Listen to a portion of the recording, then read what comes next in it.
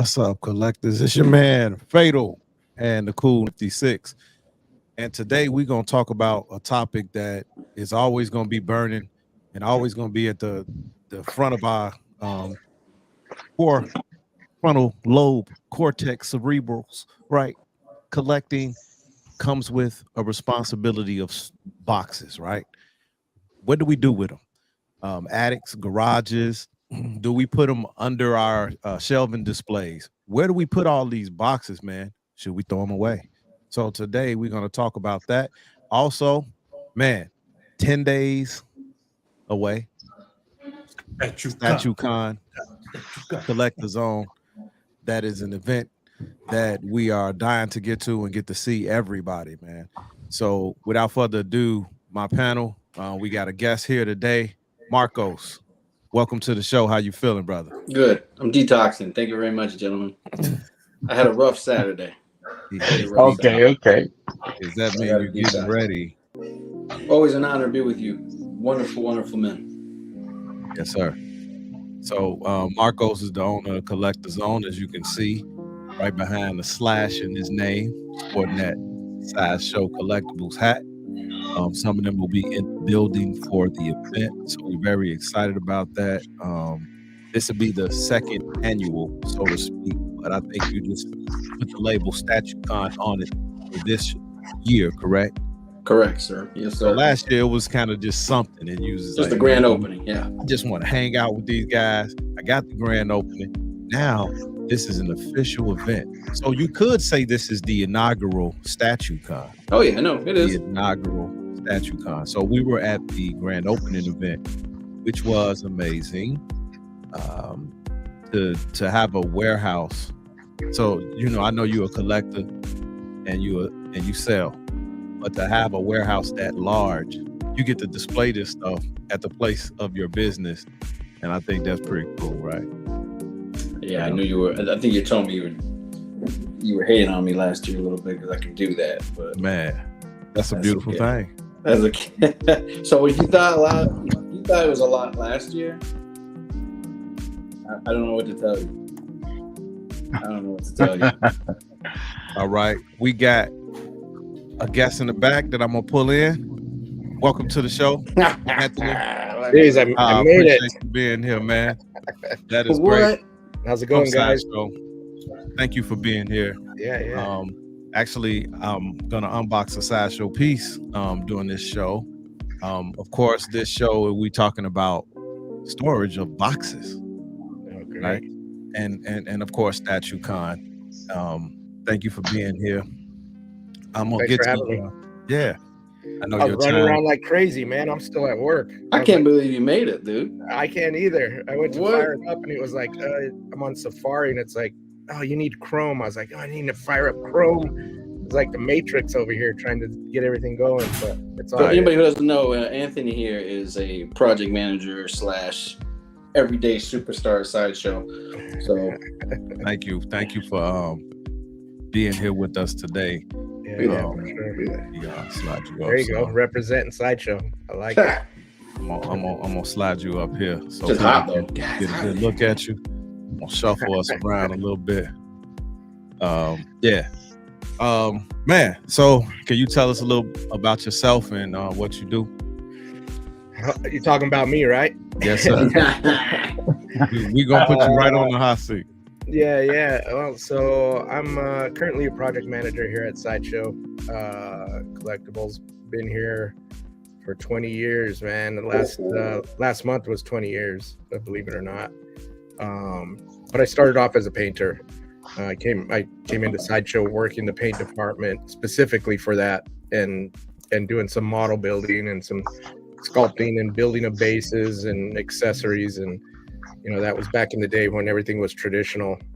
There was no digital stuff going on, but I was in there. I was handling the paint and then managing the paint department, and then for roughly 12 years, somewhere around there, and then shifted on over into project manager. So which means I oversee specific projects. We have a few project managers here at Sideshow, and we all get a list of projects that we're in charge of.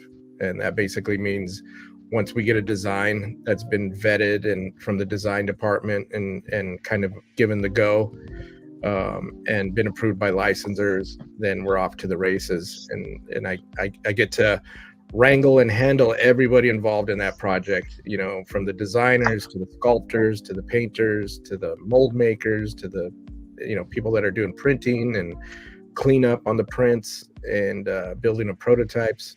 So a little bit of everything. Yeah, Man. Yeah. Wow, that's amazing, man. To be in there, right? You know, like I would imagine that your hands have been on a lot of projects over the years. You said 20 years. That's about the same amount of time I've been collecting. Got you. Okay, so Yeah. you've been And at I it see for a that you are a collector as well. I see your shelving behind. See all my junk back there. Yeah. I collect a little bit of everything. Over the years, and I want to get to the my people in the chat real quick. Bats in the Belfray, what's going on? What's up? What's up? Yeah. Bats in the Belfray. Random Korean. Okay. All right. How you doing? Welcome to the show. CollectorZown in 2 places. Oh my God, that's funny. We got my man Edwin. Always here. Venom Tech. Yeah. DJ Hercules. Jesse Hernandez in the building. Thank you. Your vision. Oh man. Oh, Vision's here. Bigger call. What's up, y'all? Yeah. I'd like to play around with that stuff. Obviously. Venom Tech, man. Shout out to him. He lives in the city.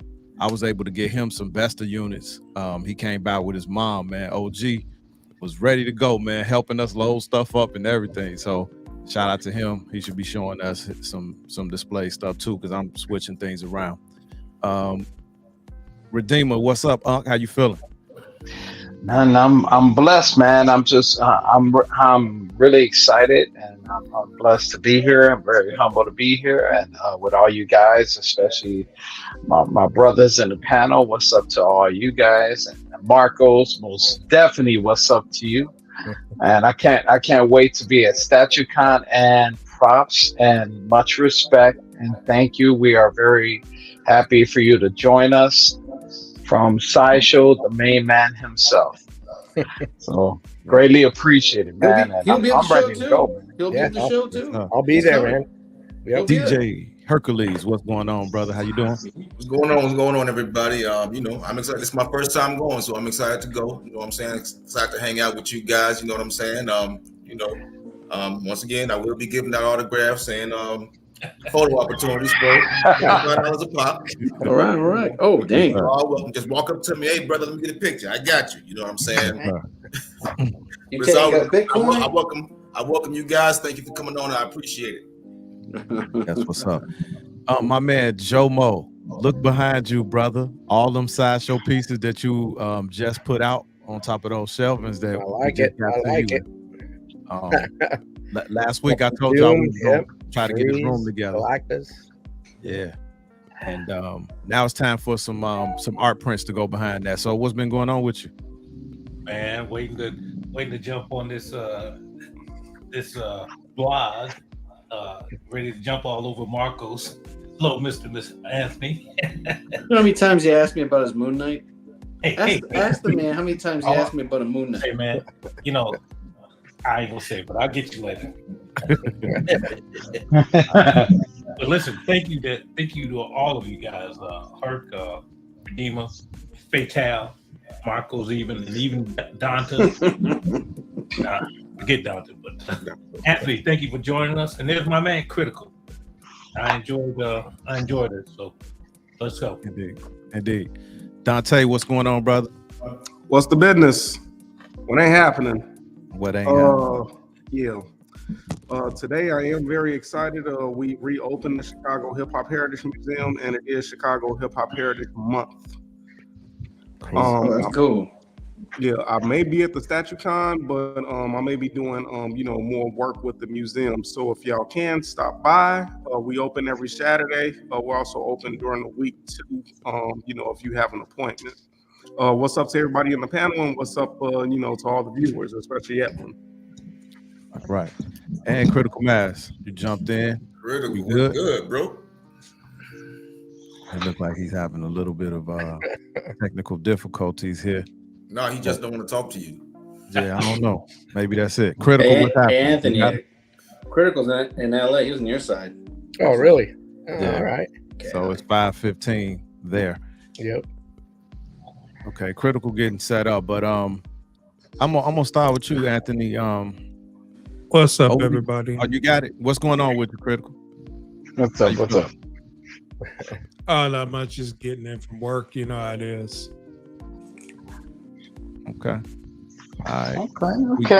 We got Anthony from Sideshow here today with us, and I'm gonna kick off this conversation with him. How you've been collecting for? I mean, you've been with Sideshow 20 years, so I'm pretty sure you've been collecting longer than that. Yeah. I mean, I've been collecting since I was a kid, but I mean, it wasn't always statues. Obviously, I mean, there was no statues, back in the day. So I was always collecting. I started off in model kits, styrene monster kits. My things are monsters and creatures and all of that, and then it just evolved from there. When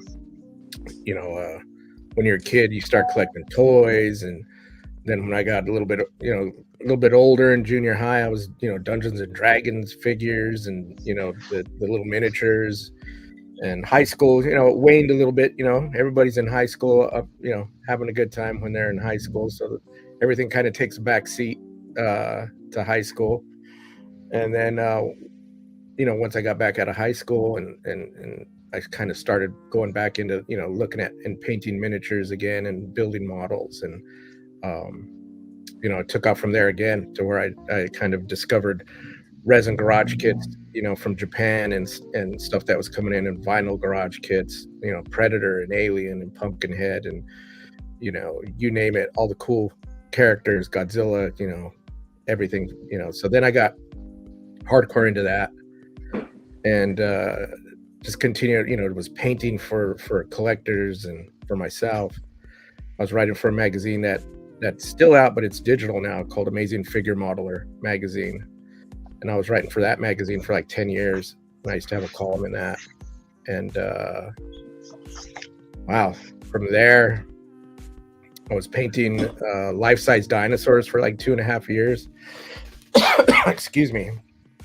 And for like museums and stuff out in Illinois, was working out there. And then, I was in between all that, I was doing some freelance work for Sideshow because I knew who's the creative director, Tom Gillen. Him and I go way back to the 90s. So I was doing off and on work for him. And eventually, it turned out to be, he was like, hey man, we got enough work for you to come and move from Colorado to California. And that was 20 years ago. And I was like, hey, all right, well, it was like an offer that I couldn't refuse, So I picked up and moved out here and been out here ever since. So, Nice. knock on wood. So getting to know a little bit about you. And today we're gonna be talking about like storage and stuff like that with all these boxes. And so how do you approach that? I'm gonna put you in the middle. Hold on. And you don't want to see my house. That's what I'm talking about. But it's luckily I have a big garage and I have a storage unit. But the thing is I don't know, man. Some of the boxes I'll keep if they're cool looking, But eventually I had to, I'm like, all right, this box is getting yarded or scrapped or, Out of there. Yeah, it's out. No it's out. There's no way, man. Some of No those remorse. Especially for model kits, right? You don't really need the box. Especially for model. Well, you know what? The funny thing is model kits, if it's a garage kit, usually they used to come in like just brown boxes with a simple label, Okay. If the boxes were too big, then I just consolidate and put them in something, like a big Rubbermaid tote or something like that. But I mean, I don't collect a lot of big 1-to-1 bus, like Fatal has up there. Those boxes for those things are massive, Yeah. and so it's like I get keeping the boxes because if you're going to resell or you're doing some trade or you're moving, they definitely come in handy. I mean, you want the foams and everything in there so you're not busting stuff up. I mean, if anybody's ever had to pack a bunch of stuff like that without the boxes and you got a lot of it, it's frustrating, man. I mean, before you know it, you're just like, I'm done with this. And you start getting heavy-handed and bubble wrapping stuff up and laying it around and stuff gets lost, so it's really, it depends, but yeah, I mean, that's a tough one. Yeah. So, man, I want to go around the panel and see what other people are doing right now. And I'm like, watch your mic, bro. There you go, better. What happened? Okay. We were talking about like, man, I should just throw some of this stuff away, right? Because I got 2 storage units and stuff in my garage, and it's costing me. And when I add up the cost, I'm like, man, that's like a couple statues every year that I could be buying. Yep. Right.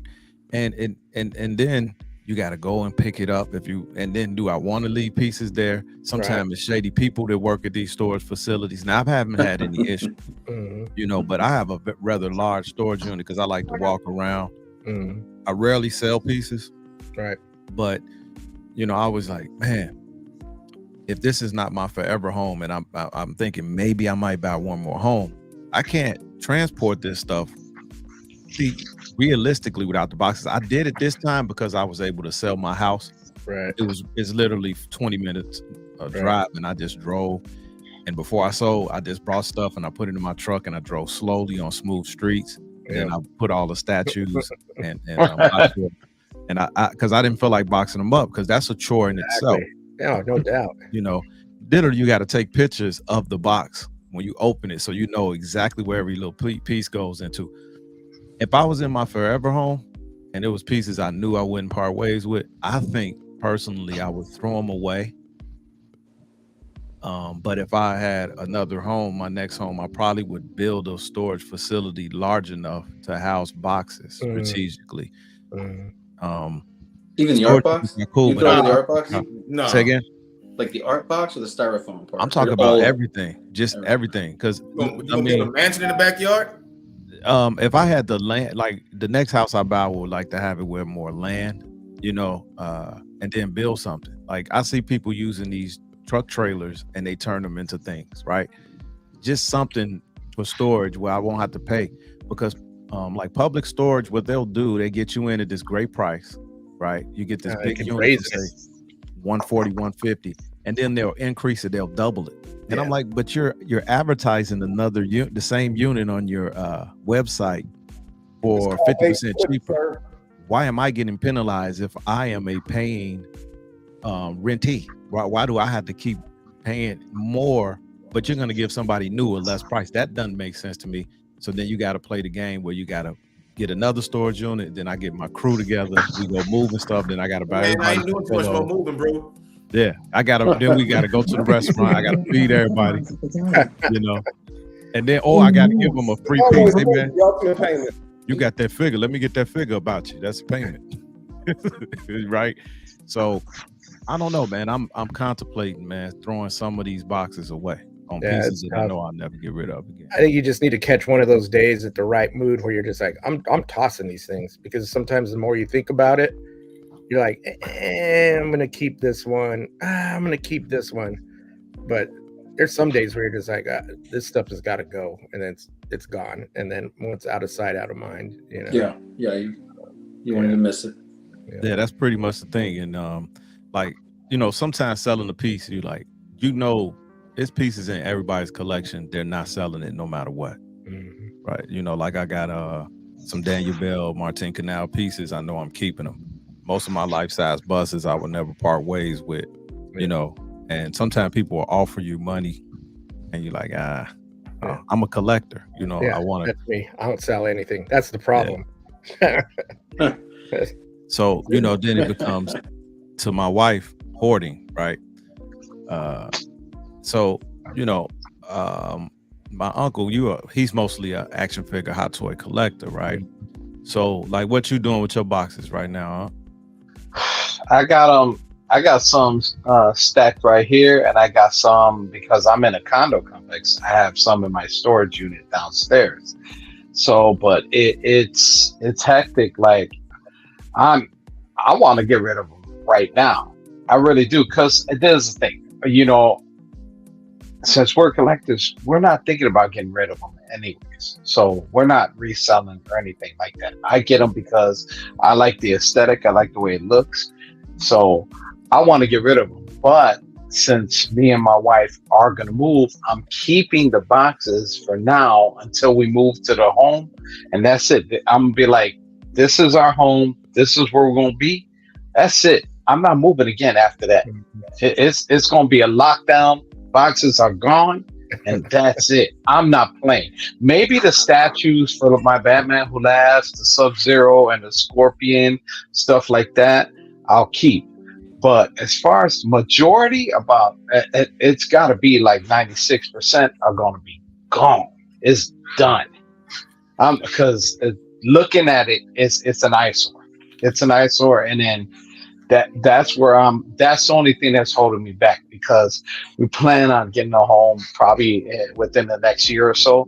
So it's like, yeah, things gotta go. They gotta go. That's it. I'm not playing no more. So that's where I'm at mental wise. But I can understand with the whole thing especially with Hot Toys and Sideshow, the art boxes look so dope. It's like, it complements. So it's like, oh my goodness. So, what I thought about is, like, especially with the Hot Toys, since they put an art image inside the box that's loose, just take those out, flatten them out, keep them in the sleeve until then.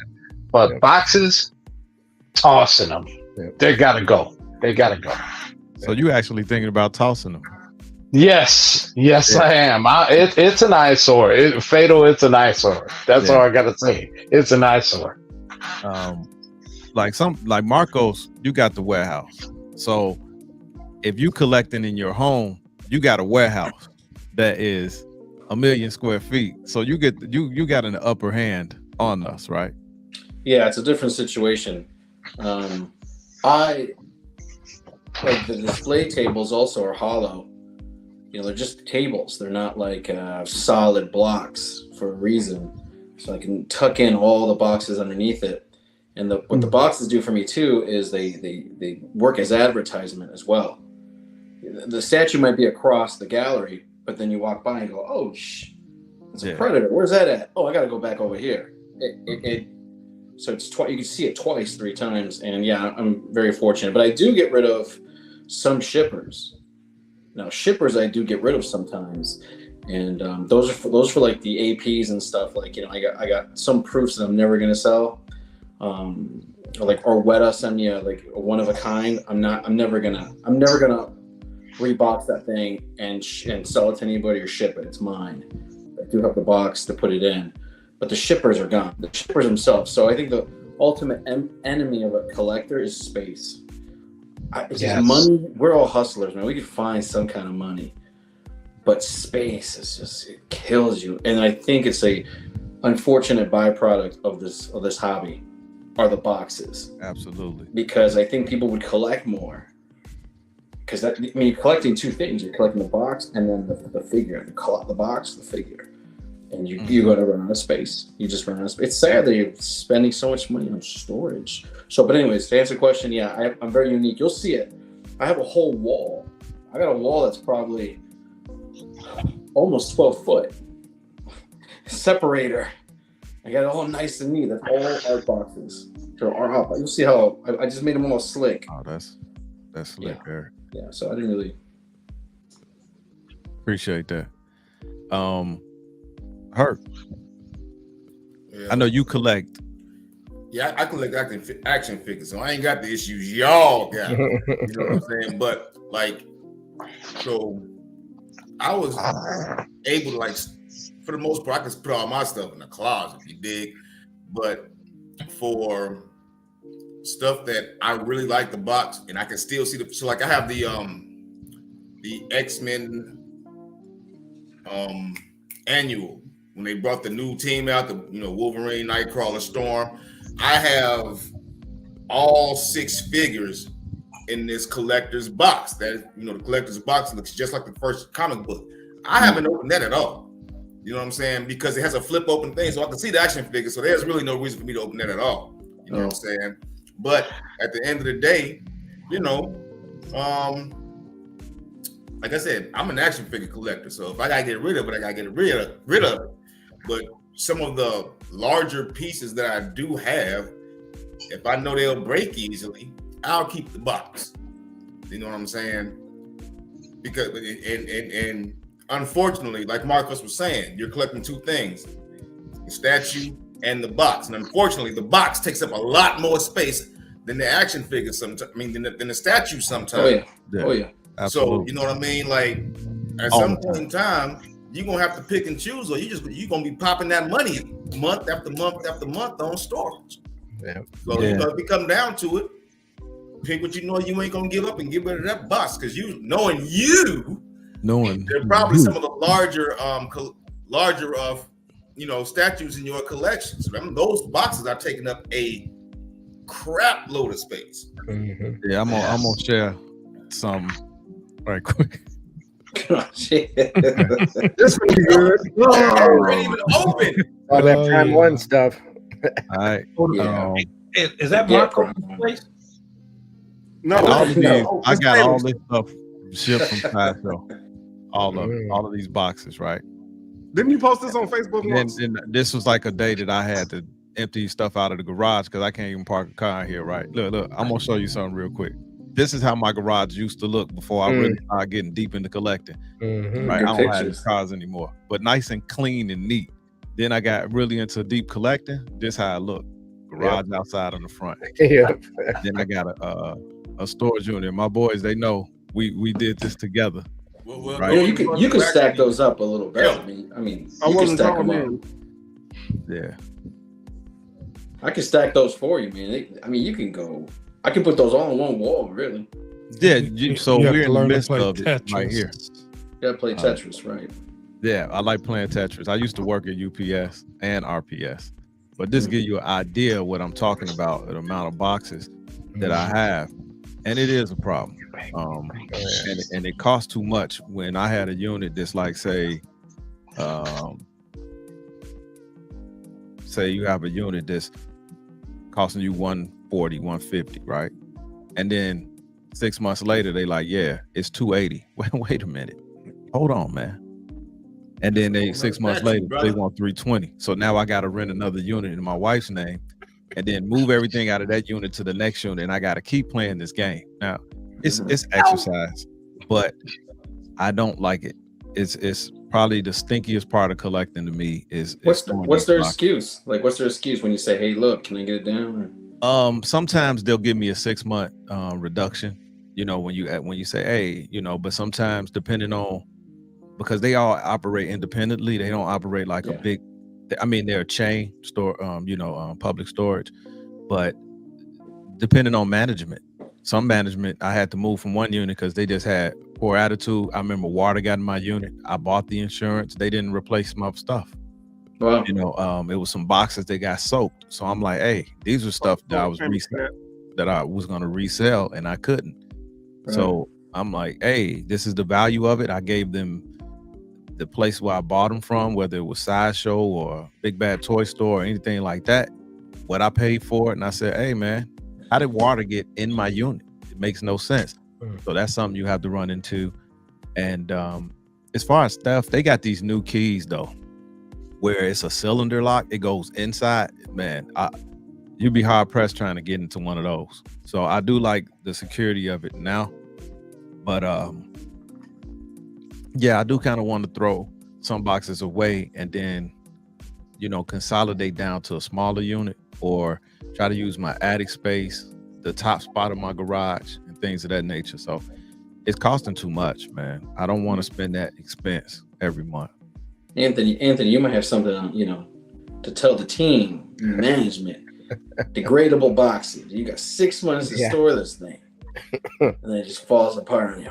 Yeah, maybe Sideshow can get into building storage units for their customers. Right? They can start off with my place. Yeah, Sideshow storage. You know, well, the funny thing is it's the mentality that goes back to collecting action figures. Years ago, people were collecting them. They would open them up, and then all of a sudden, when this goes back 20 plus years, where all of a sudden the resurgence of collecting, people start realizing like, oh, mint on card, or mint in box was accruing. Mint and baggy. Yeah, was accruing big prices, so people didn't want to get rid of the boxes, and they didn't even want to open them. So now you're not really collecting the figure, you're collecting the full package, and then as the years have gone by and statues and things have gotten bigger, it was kind of the same way with statues, mainly 1/6 like Hot Toys, because their boxes were so nice, and they're doing sleeves and gloss hit finishes and metallics and all foil packaging. The boxes were becoming just as collectible as the figures, and people didn't want to get rid of those boxes, which I could see with Hot Toys. I collect Hot Toys stuff as well, and they're smaller. It's this big stuff that becomes problematic, because like with the statues, you have the artwork on the outside, but it's just a big foam block, inside, because you have to have it so they don't break, Right. We do all that stuff. Everything has to go through drop testing in the factory. And that's why some of those things get so big, because those statues get big, or the more intricate the parts are, or whatever the material is. If they don't pass the drop test, we're screwed, because it'll wind up with a bunch of broken product. So what happens is the things get bigger and bigger, with the boxes, because the parts are getting more intricate, and whatever it may be.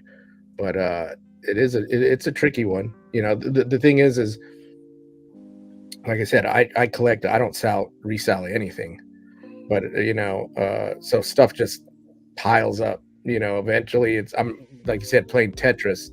I got it in my garage. I got it, in my house. I got it in storage unit. I got it in my office here at work. Everybody always gives me shit because they're like, "Man, you got too much crap," and I'm like, "Relax." Yeah.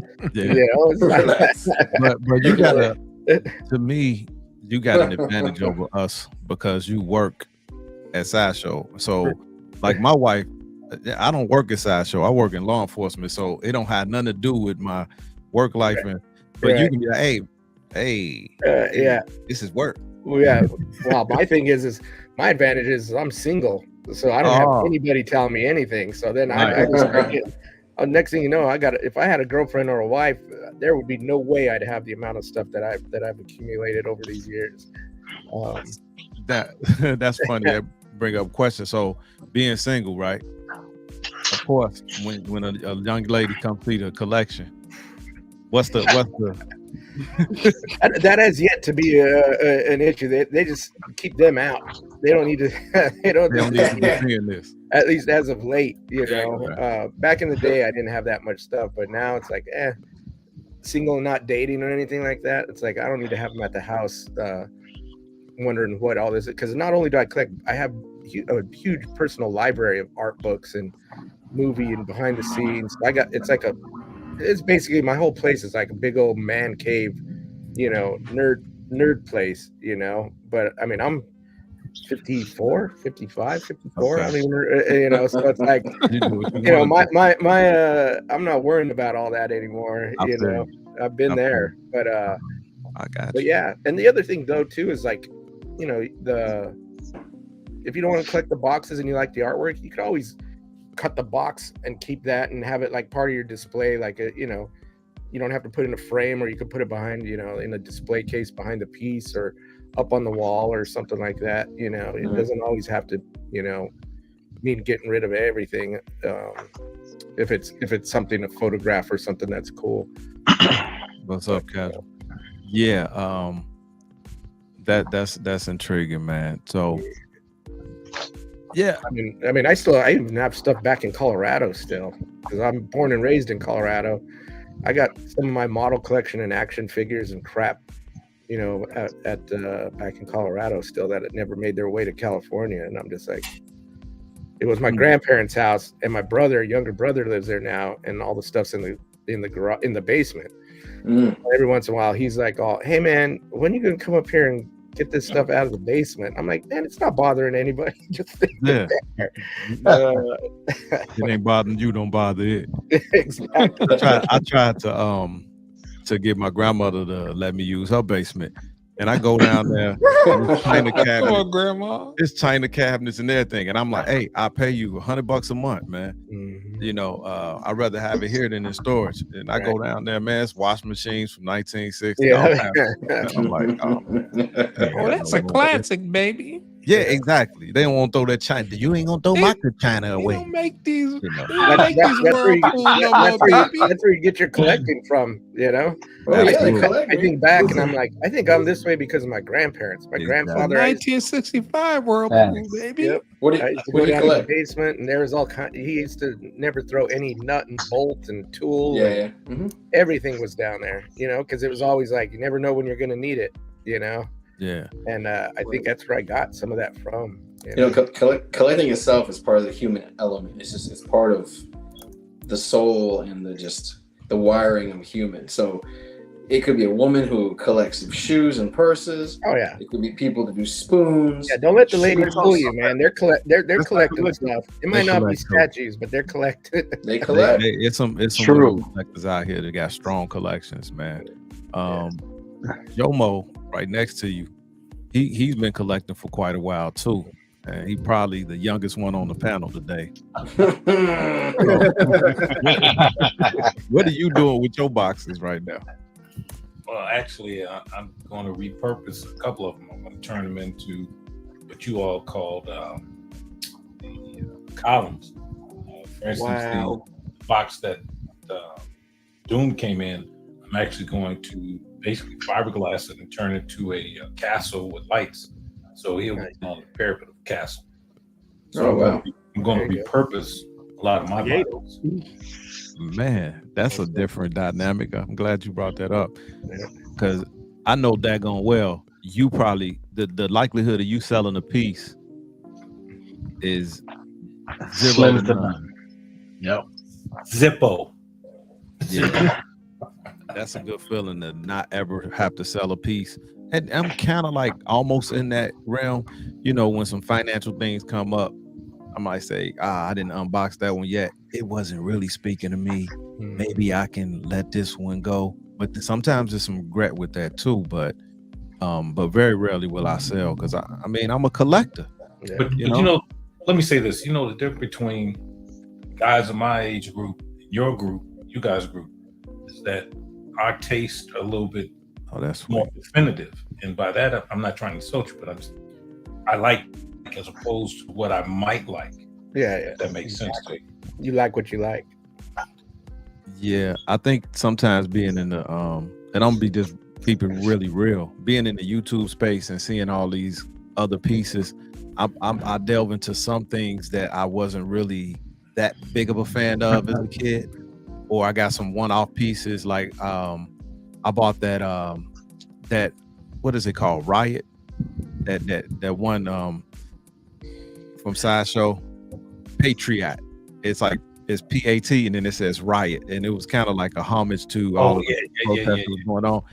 And that was something, okay, I'm not a fan of, I mean, I don't know what it is, but I like the message that it's bringing. I'm gonna grab that piece. That's pure art. That's just You bought that? art piece. Absolutely, I bought it because Yeah, it's a representation piece, right? It's really it's very nice. For me, it represented. I was in the thick of it, right? So I was like, oh, that's nice. So that's something different because I grew up. It's Batman, Ninja Turtles, Transformers. Okay, that's all I will collect. But as you get older and get more experience, and you see other people's collections, you're like, oh man, that looks really dope. That, oh man, I think I want to see what that looked like. A Deja Torres. I wasn't thinking about Deja Torres comic books. When Deja Torres came out. Found them back in the day. And I did not pull the trigger on it.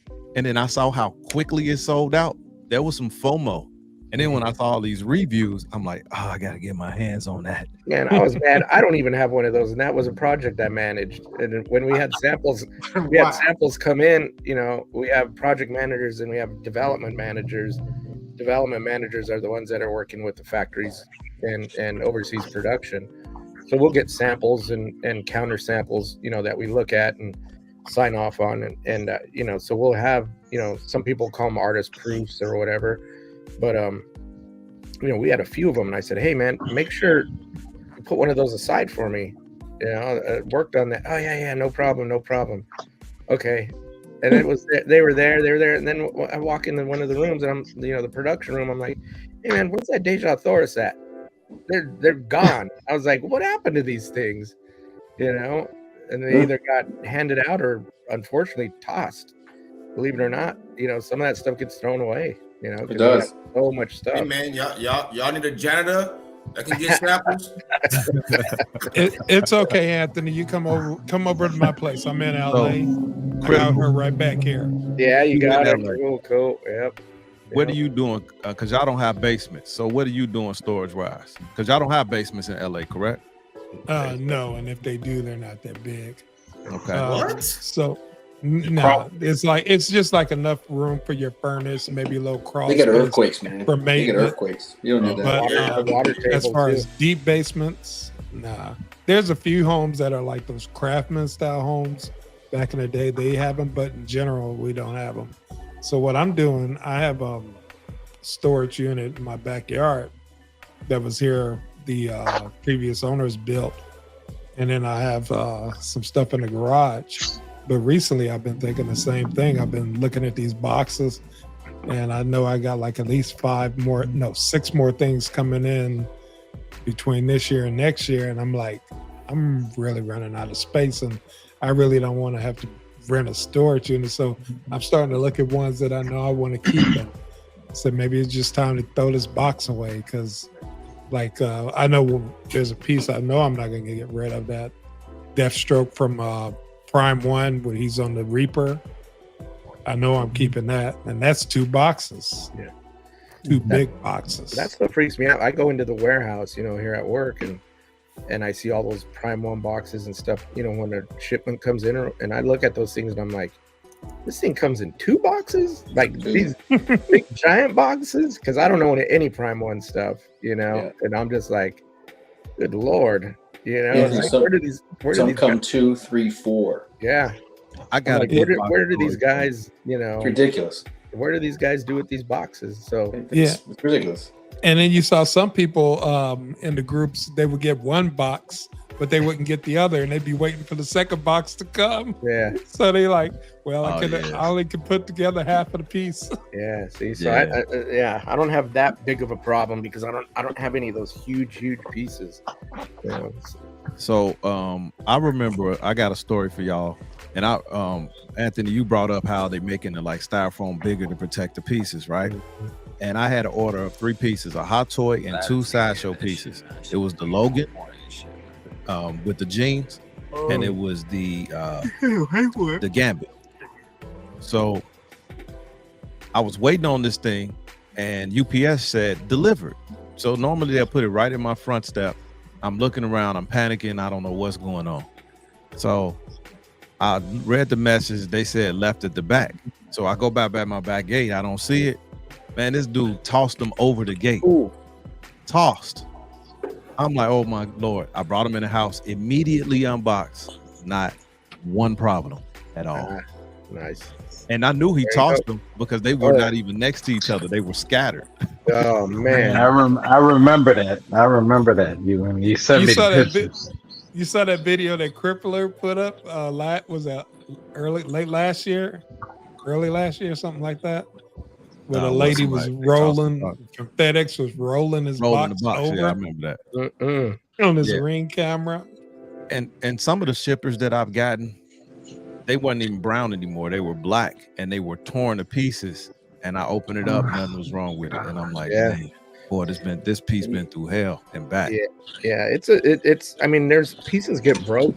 You know, you hear about it sometimes, but it's like majority of the time, they hold their own. Like I said, they have to go through drop testing, out in China, and so they make sure. And there's a whole process that they go.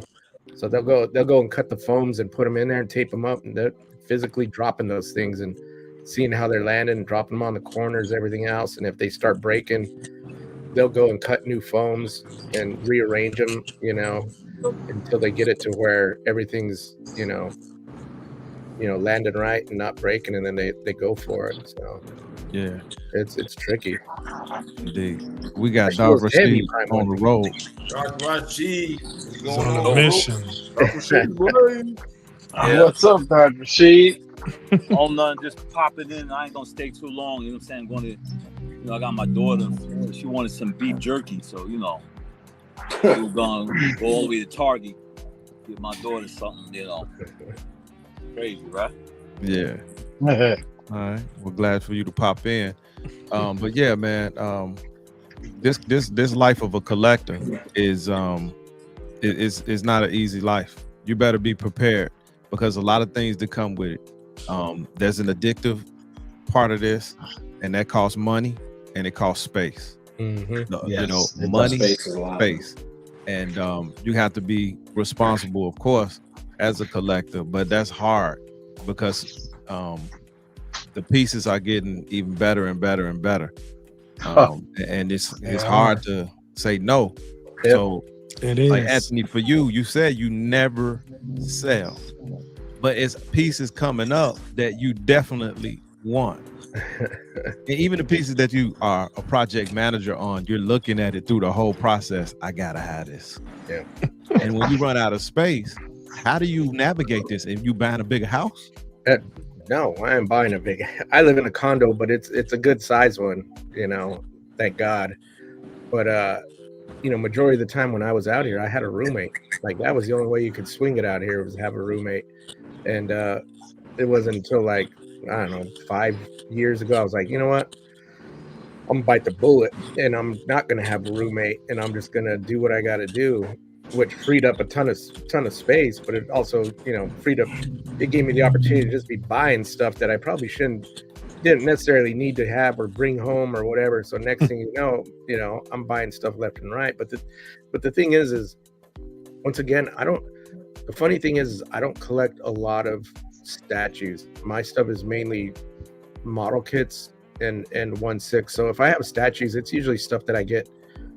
That's the benefit of being at Sideshow.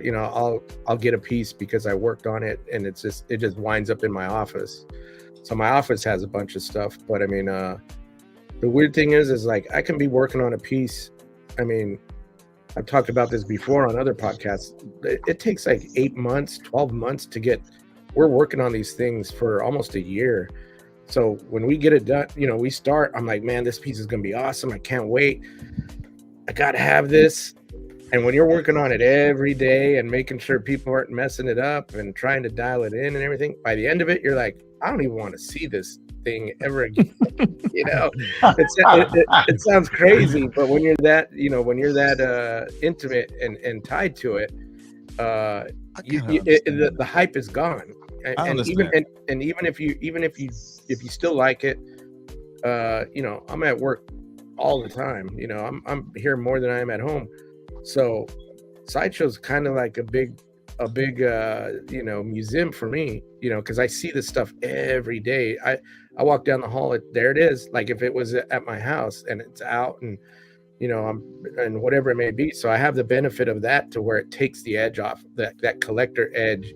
And I think that's why the stuff I do collect isn't Sideshow stuff. It's a lot of super rare resin kits from Japan that, super limited, and, a lot of stuff from Japan that you just don't see anywhere unless you're really hardcore.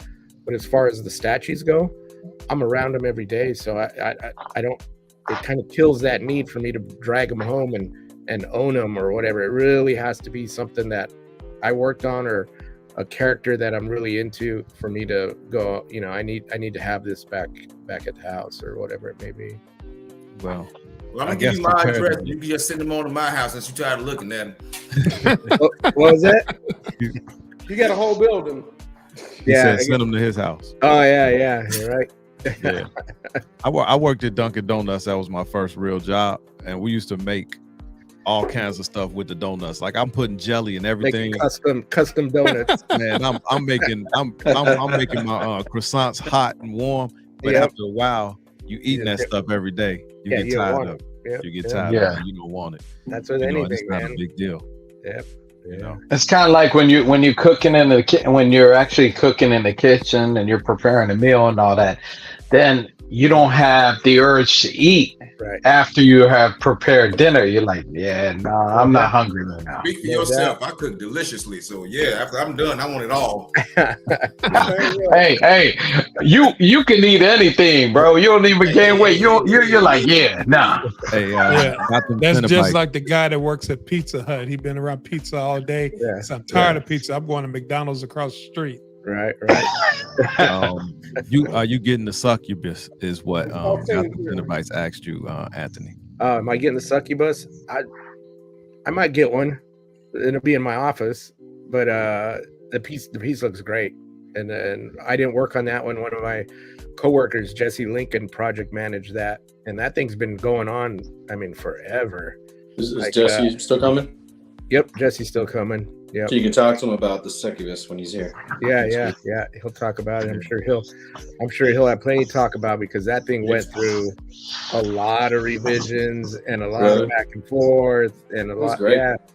Yeah. It came out great. It's funny because, like I said, Jesse's not big on social media and he doesn't follow any of the podcasts or anything like that. And we were talking the other day because Succubus just hit, and I told him, hey man, everybody's pretty jazzed about this, and we're seeing a lot of positive feedback and everything, and with it going up, it's doing really well. And he was kind of surprised because he was over it. Like he had already, it had kind of soured on him. He was just like, he goes, really, everybody's digging it? I go, yeah man, everybody's digging it. So like everything that he was nitpicking and having, just battling and trying to figure out, it's like when you look at something so long, you can't see through the fog, it's just like, and so it kind of, he was kind of jazzed to hear that, and it's even like as an artist, when you're, when I was back there painting or doing something, you get so worked up and you're painting and painting and painting. You don't know if the thing looks good or if it looks bad. You have to step away from it, for a bit. Like you would end the day, and the next day you would come in and you get to see it with a fresh set of eyes, and you'd be like, okay, I see. Does it still look good or does it look like crap? You know what I mean? Because it's always that first. It's like I always used to tell the guys, it's like you want to sneak up on it. You'd leave on a Friday working on something, whether it's paint or sculpt or anything.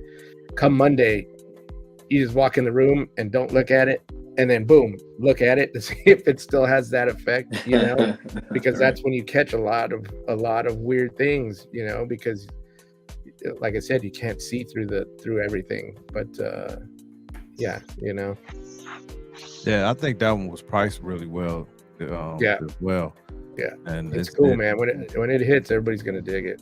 Yeah, it's definitely gotten a lot of praise in the community. So I think that's gonna be a piece that ends up kind of like that Deja Thoris did, sold out and people reselling it for all kinds of crazy money. So it might be one that you want to jump on.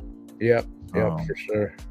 Now you guys been doing a lot of this fifth scale line. I call it, for me, the couples line. This is going to be the one line that I'm going to try to squeeze into a corner in my bedroom.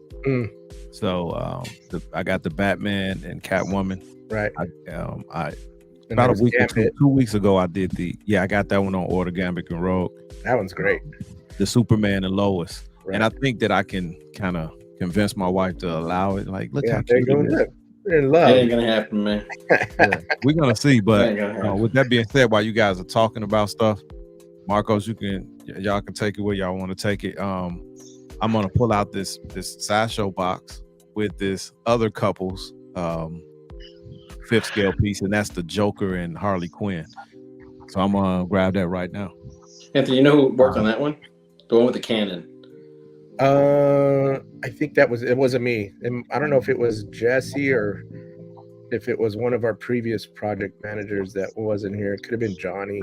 I'm not sure. Okay. Yeah, it's been a while. That's like I said, we'll work on pieces, and even though that one's a little bit older, when they come out, all the buzz is going on, and I'm like, what? People are talking about this. I ended my part of this a year ago on it, and it's taken that long to get it into people's hands. So it's always a funny thing to think about. It's like a delayed reaction.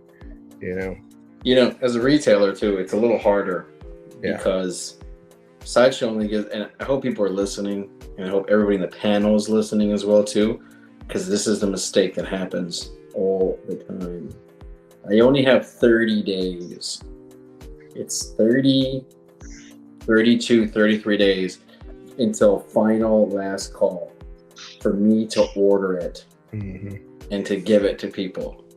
So it's a little harder. And then all of a sudden, of course, when that deadline hits, or 2 weeks after the deadline, they're like, yo, can you get me this? And it's a wise retailer, a wise one, will not keep inventory. Right. You just don't keep inventory. I have maybe some that I know might sell here and there. And they all do sell in the end. They really all do sell in the end. But the storage part of it all, I can't keep these things. You just can't keep them. Yeah. That's something that's and Don, and everybody in Sideshow is trying to help us out a little bit. When they see units moving and stuff like that. But I try to emphasize that to everybody. It ain't like COVID. That's over with. I mean, especially Hot Toys too. Hot Toys, you got 30 days, and that's it. There are no extras. So, well, people got spoiled, a little bit. Yeah. So now it's like, no, it's kind of back to how it was back in the day. You buy it, you want it, you get it. Yep. There's no playing games. There's no, they think this is a norm, right? Sideshow, 30% off. Iron Studio 50 at times. They're just trying to get rid of it, and then the new stuff, you ain't gonna see that. Yeah, you're already starting to see the in the edition sizes and everything like that. Yeah. Got number 371. I love the number 37. So I got number 371 of 1,000, and I do like that this is a small box. It's a pretty neat looking art box. It's got some of that like what are those the circus type of feel to it. Yep. Old school. Yep. Little posters and Yep. It's kind of like vintage, almost kind of looks like an old circus ticket, kind of. Fado, you can start tonight, and as soon as you unbox it, light that box on fire. There you go. Let's do it in front of everybody. Let's do it. Wow. We're gonna have we're gonna do it like LeBron James jersey. Oh man. Yeah. Hey, Anthony, I got a question for you. I since what you said earlier about you being you're a horror fan. You're a horror fan of the genre and also I believe sci-fi. So out of your pieces, because I'm a horror fan in a sense that I like Michael Myers. I like like Michael Myers, Freddy stuff. Slasher movies. The slashers. Yeah, the slasher movies, and also I like Predator and Aliens. That genre of the sci-fi. Yep. So, in your take, what would be like a favorite piece of yours that you would happen to have in your collection, because you have to have or must have one dealing with, or if you have either or both, which are your favorite pieces that you own? That's funny. It depends, because once again, I collect through different genres like pre-paint statues and model kits and figures and all that. But so if I was to say, a pre-paint piece, I love the Mythos Queen Alien bust that we did. I mean, I've worked on that one, but it's not because I worked on it. I just think that one really came out nice, That was a low edition size too. Very nice. I forget what that one ran. Matter of fact, I have that one in my office. And then the Mythos Predator bust, which is kind of in the same line. Paul Komoda, nice. Paul Komoda had designed and worked on that, and I'm a big fan of his work. And then I have, there you go. And I have the big giant alien out of Japan, the one from Mama Gorai, which is the one where he's kind of bending over. It's like the big chap. It's a huge one. Really? Yeah. We had sold that one for a bit, but it came and went. I mean, it was out the gate, and that thing is really nice. And I seen it when I was in Japan a few years ago, and I didn't think I'd ever own it because it was pricey, and I was like, I need to find out how to get my hands on one of these. Well, sure enough, one came in and the base was bubbled up on the bottom, and I was like, well, I'll put this thing on the on the sander and flatten it out, and it was just like it was brand new, you know. Wow. So I got that one in my office, but that has to be awesome. Yeah, it's a cool one. It's really cool. Hey, that's nice, Fatal. Yeah, no doubt. Hey, now, my man DJ Dante sitting in the background, he has a pretty horrific story about storage. You want to chime in to tell them that story, DJ Dante? He might not be here. I ain't got nothing. Okay, there you see. Can everybody hear me? Yeah, we hear you. Yeah. We can hear you. I want you to be able to chime in that horrific story that you had back in the day when you had something in storage. Well, we're nearing the 10th anniversary, which would be July 10th, also my grandfather's birthday that it happened.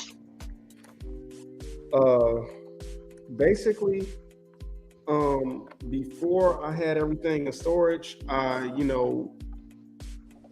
had action figures that I had dating back from 1984, from Power Lords, Secrets of the Ninja, Superpowers, Secret Wars, Teenage Mutant Ninja Turtles, Gargoyles, and then later, the figures that came from the Marvel and DC superheroes that was done by DC and Mattel. And the last spot that I moved to before I put everything in storage was I had an enclosed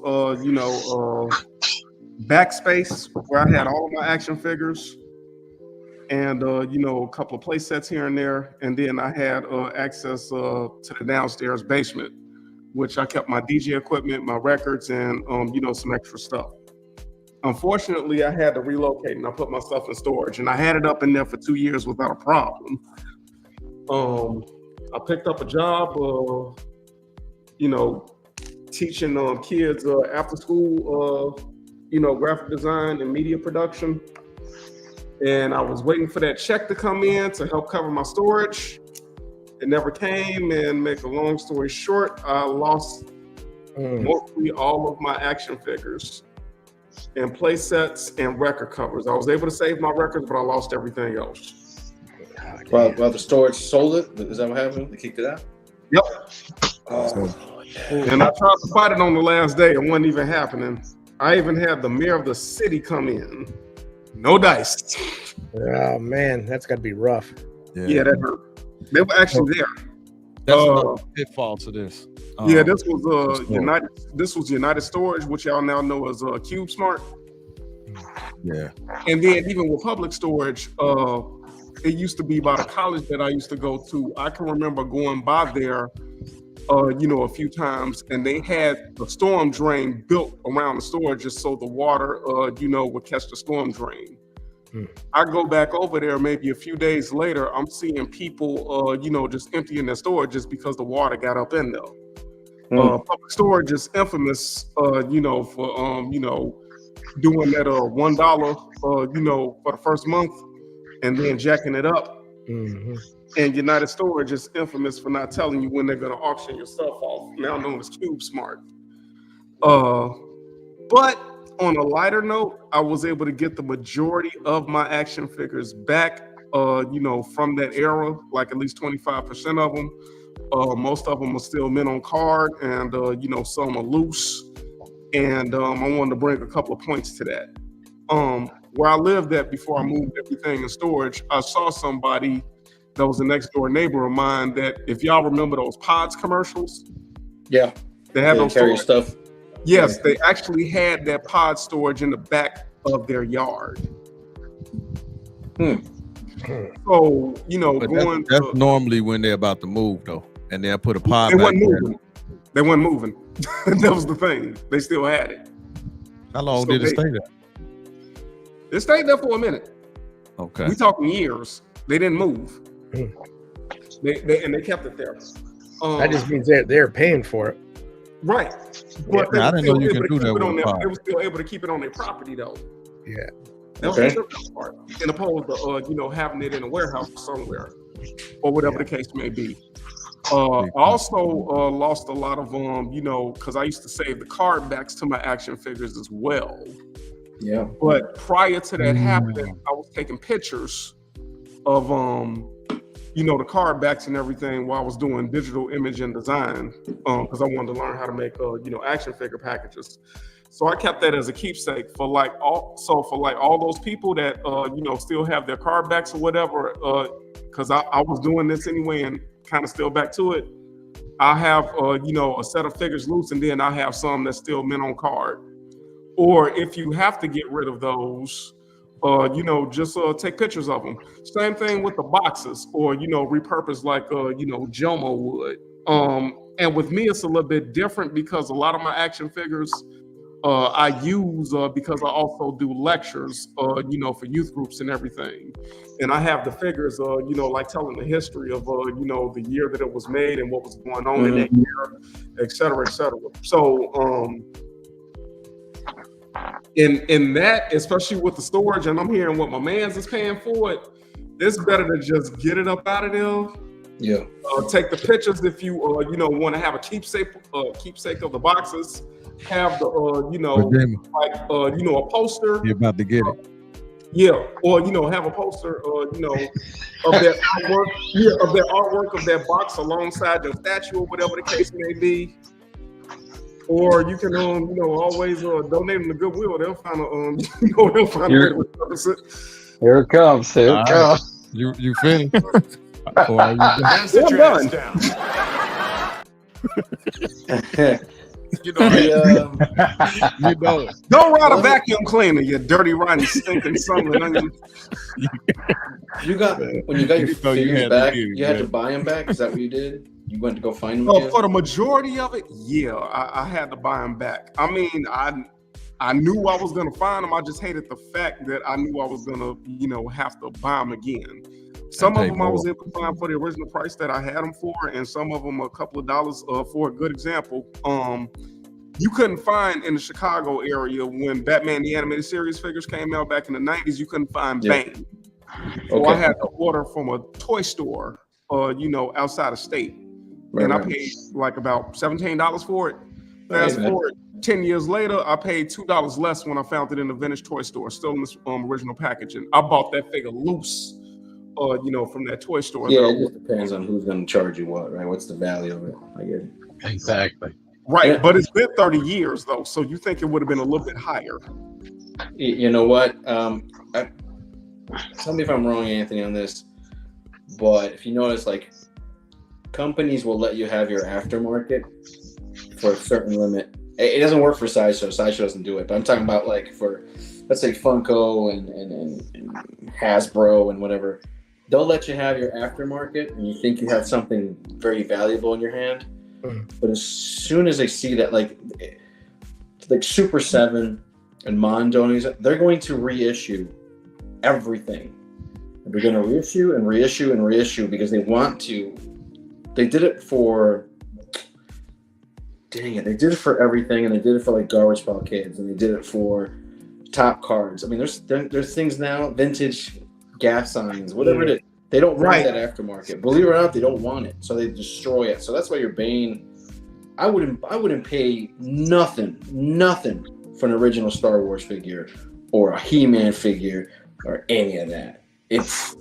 They look exactly the same. Exactly.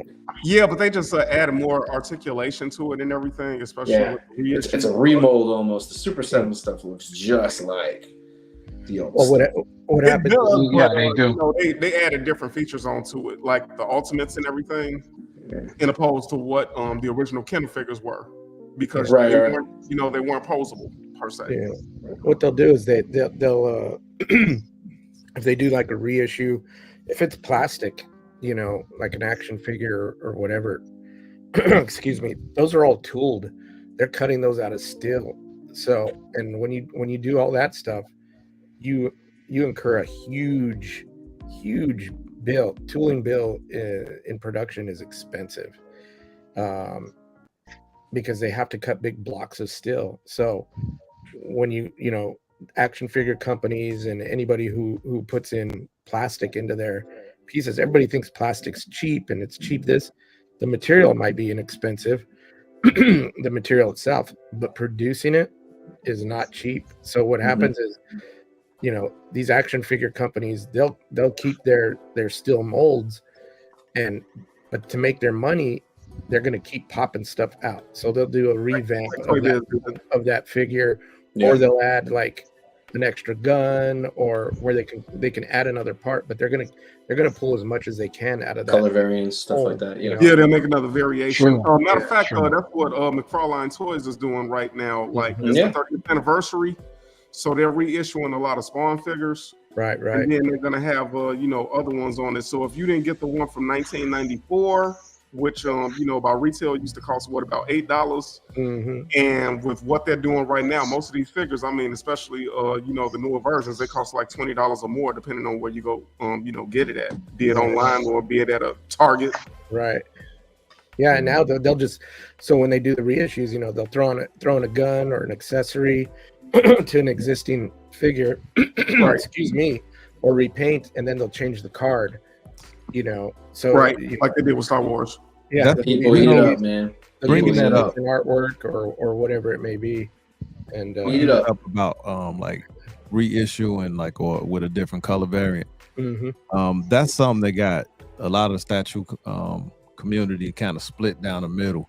Some people don't like reissues at all, right? Because they feel like it brings down. Now, we talked about reselling. Some people don't want you to reissue because their resale value goes down. Right. I'm more same thing with vintage. Same thing. Yeah. Yeah. I'm more of the person that don't like reissues because I like to have something rare. I like to have that one of in the entire world. So it's like, dang, man, I've been looking for this. Man, you got that piece, man. That's great. Yeah. And then I can say, when I look at my collection, man, I'm only one of 200 people in the entire universe that has this. I think that's a good feeling for a collector. What's your thoughts on that?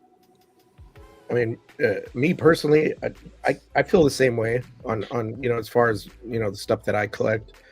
You know, and I think, you know, here at Sideshow, that's why you don't see us reissuing. You know, we might do you know, once in a while we'll do a different variant or whatever, but that's why you'll see, you know, when people go, damn, another Batman or another Joker or another, it's like, yeah, because those are characters that people want. And the thing is the one that we did previously, guess what? If it's sold out or it's gone, it's gone. We're not gonna bring that one back out. But guess what? We have another one that you might like, or that's better, or, you know, or whatever it may be, that might appeal to newer customers, that they can get, you know. And I think that's where a lot of people don't realize it, you know, because that does seem, you know, even internally, we're always going, wow, we're doing another this or another that, you know, we get tired of doing certain figures, you know, at least from an artistic point of view and what we're dealing with. But you have to realize, you know, some of the, you know, I think in the groups like this, you know, you got to admit, everybody, if you're in a podcast or something, you could pretty much consider yourself a hardcore collector, you know, but that really is the minority, not the majority. I tell these guys that. Yeah, there's a lot. There's a lot of. I've realized there's a lot of tunnel vision in hardcore collector communities. They don't see it, you know, on the outside. So it's, you know, we like to do stuff where, you know, sometimes we'll have higher editions, which we consider evergreen, which means we want people to be able to buy that. You know, we don't want to cut them off. Other ones, they're low editions. and then we'll come back out with like, sometimes people go, wow, if you didn't get that one, there'll be another Wolverine down the way or whatever it may be. And you get people like, oh, thank God, they're coming out with a Wolverine because I missed all the other ones, or I'm new to this. I wasn't able to get any of this stuff. And then if we're lucky, you get the hardcore guys that have to have every Wolverine, ever made, and they're going to latch onto it, and if they don't latch onto it, no harm, no foul, because guess what? There'll probably be another one that'll come out, and eventually it's going to hit, and somebody's going to take the bait on it and buy it. So that's kind of how it is, with that type of stuff. But not to get too far off, but like you said on reissues, a lot of the stuff that I have, it's even worse. It's like, like I was going to Japan. I've probably been out there 6 years in a row.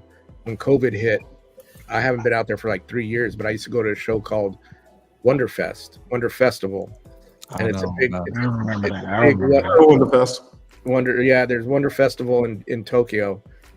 There's one in the States called Wonderfest that's in Louisville, but it's not the same thing. The one in Japan is 1 day event, and it's like, I think it opens at 8 and it closes at 5. And it if you've ever been to San Diego Comic-Con, it dwarfs San Diego Comic-Con. Really? It's like 3 Comic-Con. It's huge, and it's only 1 day. And the thing is the stuff that and it's all figure models. There's ships and some animals and dinosaurs and stuff, but it's a figure model show, a garage kit show. And these artists in Japan, they'll allow them to get a 1 day license because everything that's sold there is licensed. So like if there's people selling Godzilla or King Kong or Predator or whatever, they get a 1 day license from Toho. So you want to talk about rare, these guys are putting out 10 pieces for that day, and I'm going to Japan to buy one of these and coming home with it. I'm like, I'm like, man, I got the goods, But the other thing is that you get some nefarious people that'll get their hands on it, and then they recast it, and then now that's a whole other deal. And then they'll flip it for a bigger price. Anthony, question. And then they're all over eBay and everything else. But the thing is, if you're hardcore like I am about that stuff, I don't buy recasts, and I know the difference between them. And usually they're inferior. They shrink, they pinch, they have bubbles, big seam lines, they don't fit. So it's like, I don't want any of that. But there's a lot of people that don't care. They just want the piece, Right. But Yeah, like I said, quick question. Have y'all ever had like overstock to where the pieces y'all put out and everything, y'all like had a limited run, and then like after a certain amount of time will pass, just like with the action figures of the 80s and 90s, all of a sudden you'll see them like in a bargain basement or something, or you will bring those out, but they'll be like half the price they were when you first introduced them? Not so much. I mean, we'll have some stuff that that's like if we go on sale. Like during COVID was difficult because that was a time where there was a lot of uncertainty because everything was starting to get shut down. So we were purchasing. We didn't know what to expect. It was like, how much do we buy? There were so many factors. It was like we can't get stuff out of China. How long is this going to go? The shipping containers, there was a shortage of shipping containers. The factories were shut down. So it was like we had to it was a gamble. How much do we buy? Buy, and then hope that people are going to be spending money still and being collectibles. And they did. They definitely did. But I mean, there was probably you're probably seeing a little bit now with sales on where we had to buy a lot and kind of like, all right, that's over with. We see where it's bleeded off, and maybe get rid of a few things because once it met its deal, it's like, all right, if it wasn't for COVID, we would have never went that high. It's like stocking up for a long winter. Make sure you don't starve to death. Right. End of 2022 is when I saw it coming. It's like, okay, I see something coming. It's not.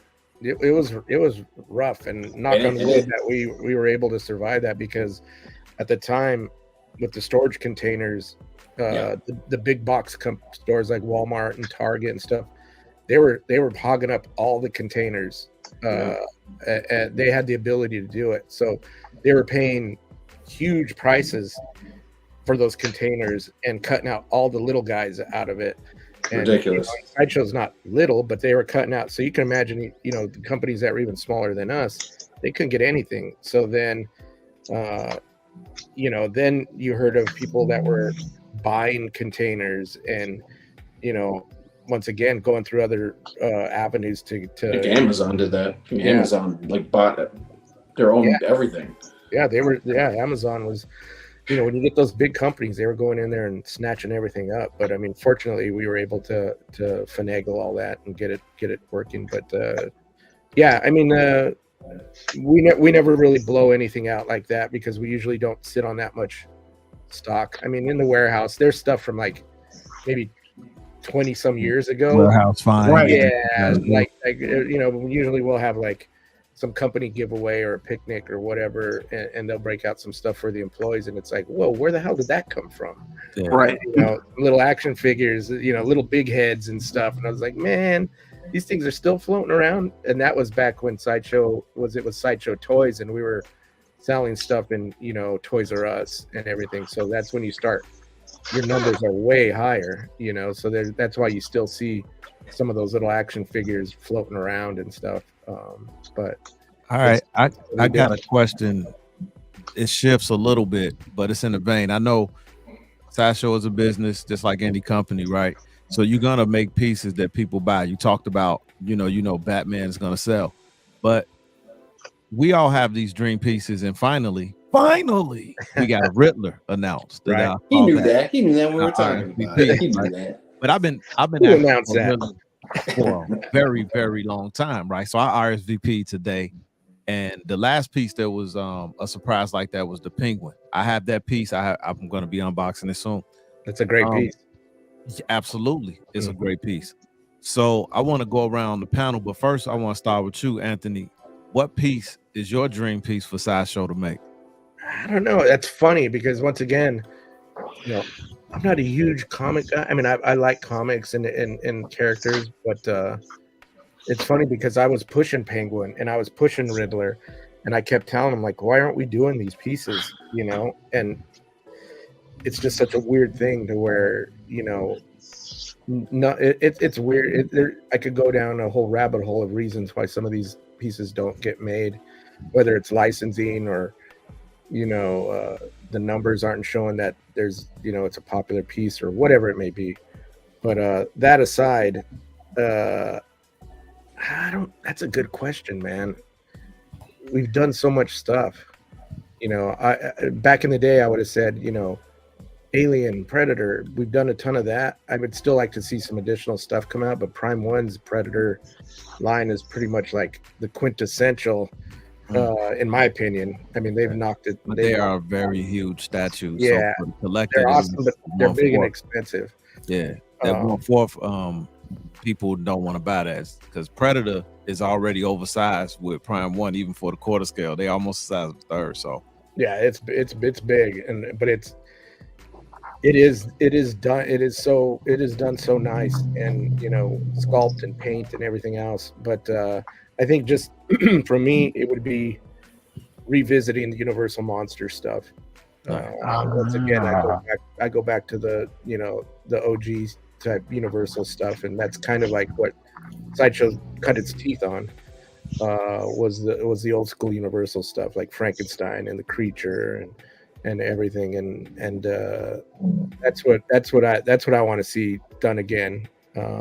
Which might not. I might get my wish here soon. So. Yeah, but I mean that's what I'm down to see. And I'm gonna just say it quickly, and then the panel can do the same thing.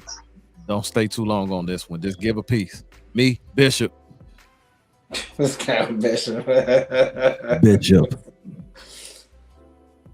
For the Night Thrasher. Night Thrasher. That's a good one. That's who I wanted to see. Night Thrasher. Night Okay. Thrasher. Wow. I agree. As far I would say, as far as anything, I know you guys done a lot of Predators in the past, but I would like to see another Predator by Sideshow. Plus, Sideshow does a great pricing on their statues, especially in quarter scale. Yeah. Okay. Critical. Which statue you want? He disappeared. Jomo, what statue you want Sideshow to make that they haven't made? Something that's on your wish list. Well, I just saw the teaser. The Riddler in the original form. I'm not the fan of the Arkham Knight series character, but the Riddler and the original Joker. Everybody's made Joker on Heath Ledger back, but no one has done the original in the quarter.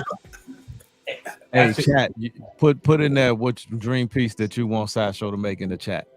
I got Wolfman. I got another Bishop. Somebody said Succubus. Succubus, we getting that. Yeah. So we got Night Thrasher, we got Bishop, we got a Predator piece from Sideshow, and well, they getting Riddler. So Hercules stole it. I was thinking Night Thrasher. I was just quicker on the draw, young man. We got another Bishop in the chat. It is one I want to see though. Why is Marcos biting his hand, man? Marcos trying. Oh, this is a good one. We got a Moon Knight. Moon Knight, right? Oh yeah, Moon Knight. That's one. Can you hear me now? I actually got two. Fantastic Four. Yeah, we can hear you, Critical. Hellraiser. Hellraiser stuff. I'm down with that too. Nice. Hellraiser. Iceman. I actually got two. Bronze Tiger and Darkhawk. Darkhawk? I never remember Darkhawk. Marilyn Monroe. Yeah. I'm gonna say right now, just put out there. There's a few pieces that have been mentioned that keep your eyes open. That's all I'm saying. Ah, okay. Hey, there's three up in the mix in there. All you got to tell them is listen to Jomo. That's all. That's all. Hey, listen to the old school collector. So I'm gonna bring up some pieces. Do you guys still distribute Iron Studio? Yep. Okay, yeah. So we got that announcement of this Gambit. I got the Gambit from Sideshow personally. It's my favorite one, but I think this one looks pretty cool. I probably won't be getting it because I got that premium format and I love it. And it's my favorite X-Men is Gambit. So nice. But this one looks pretty cool. What you guys think about it? Yeah, Wolverine. I like the detail on it, and I like the fact that you can swap out the left arm for the other one where it's more lowered. Yeah. It's really detailed. I like it. I like the way they did the base and all that. Yeah, I don't like the base though. Well, the base matches the beast. I think the base is fantastic because it matches the beast. Anthony, I know this is a quarter scale, so it is Sideshow's license. Do you have any say on the design, or is just Iron Studio just sending you the ideas? No. This is all them. Because I was even talking to some of the guys actually this morning, because I was trying to figure out why they're picking the jungle base. Because it's probably like Savage Land. You know, I was gonna say, is that what it? Yeah. I'm assuming Savage Land stuff. I'm not that familiar with the storyline, and I'm like, there's something going on with. Wow. Yeah, and if they're doing that, that's legit. That's legit because they matched the bases at first. Yeah, they matched them. DJ, I'd be with you. I'd be like, why is there jungle? But if they're doing Savage Land, it's a smart thing because they're okay. Yeah, trying to get away Savage from the Land thing, then it pieces. makes sense. Then it makes sense. But I'm just assuming. I didn't hear anything from Iron Studio. I should have asked them. I want to ask them. Yeah, this is a dope piece. I think it's priced pretty well, and I would say Sideshow is really the king right now when it comes to pricing. I've been shocked at some of these prices. Like they've been really good in this market because some of the stuff, with Prime One, some people just not going to be able to afford Prime One. But I think particularly Prime One, like this fifth scale I got on the table, it really is a nice piece for the price point. So in this Iron Studios, I think they trying to stay right there with Sideshow as far as pricing. Yeah, for sure. I got a beast. And I kind of mix, some of the pieces that Sideshow hadn't touched. I went with XM to get the rest of my X-Men line. that's another piece that Sideshow probably could do a good job with. Is Beast. Yep. But Yeah, this one is dope. And I know we've been talking about,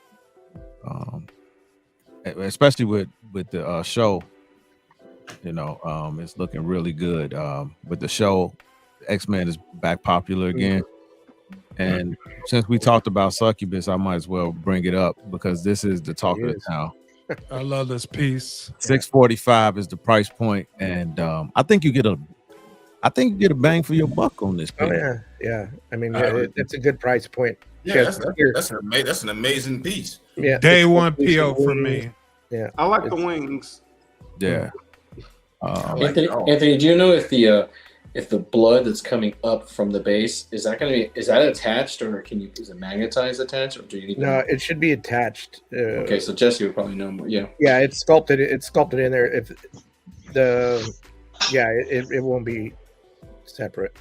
Hey, Anthony, when you talk to Jesse, tell him I said thank you for this piece. Most definitely. Mark, why'd you talk to him? Why'd you talk to him? Oh, that was who said that? So Anthony, you said that you used to paint. Yep. And you I know you know who Kat is, of course. Oh, yeah. So she looks very happy in this photo because she did a great job. Yep. Because that blood looks amazing from what I'm seeing. It looks like it's really dripping.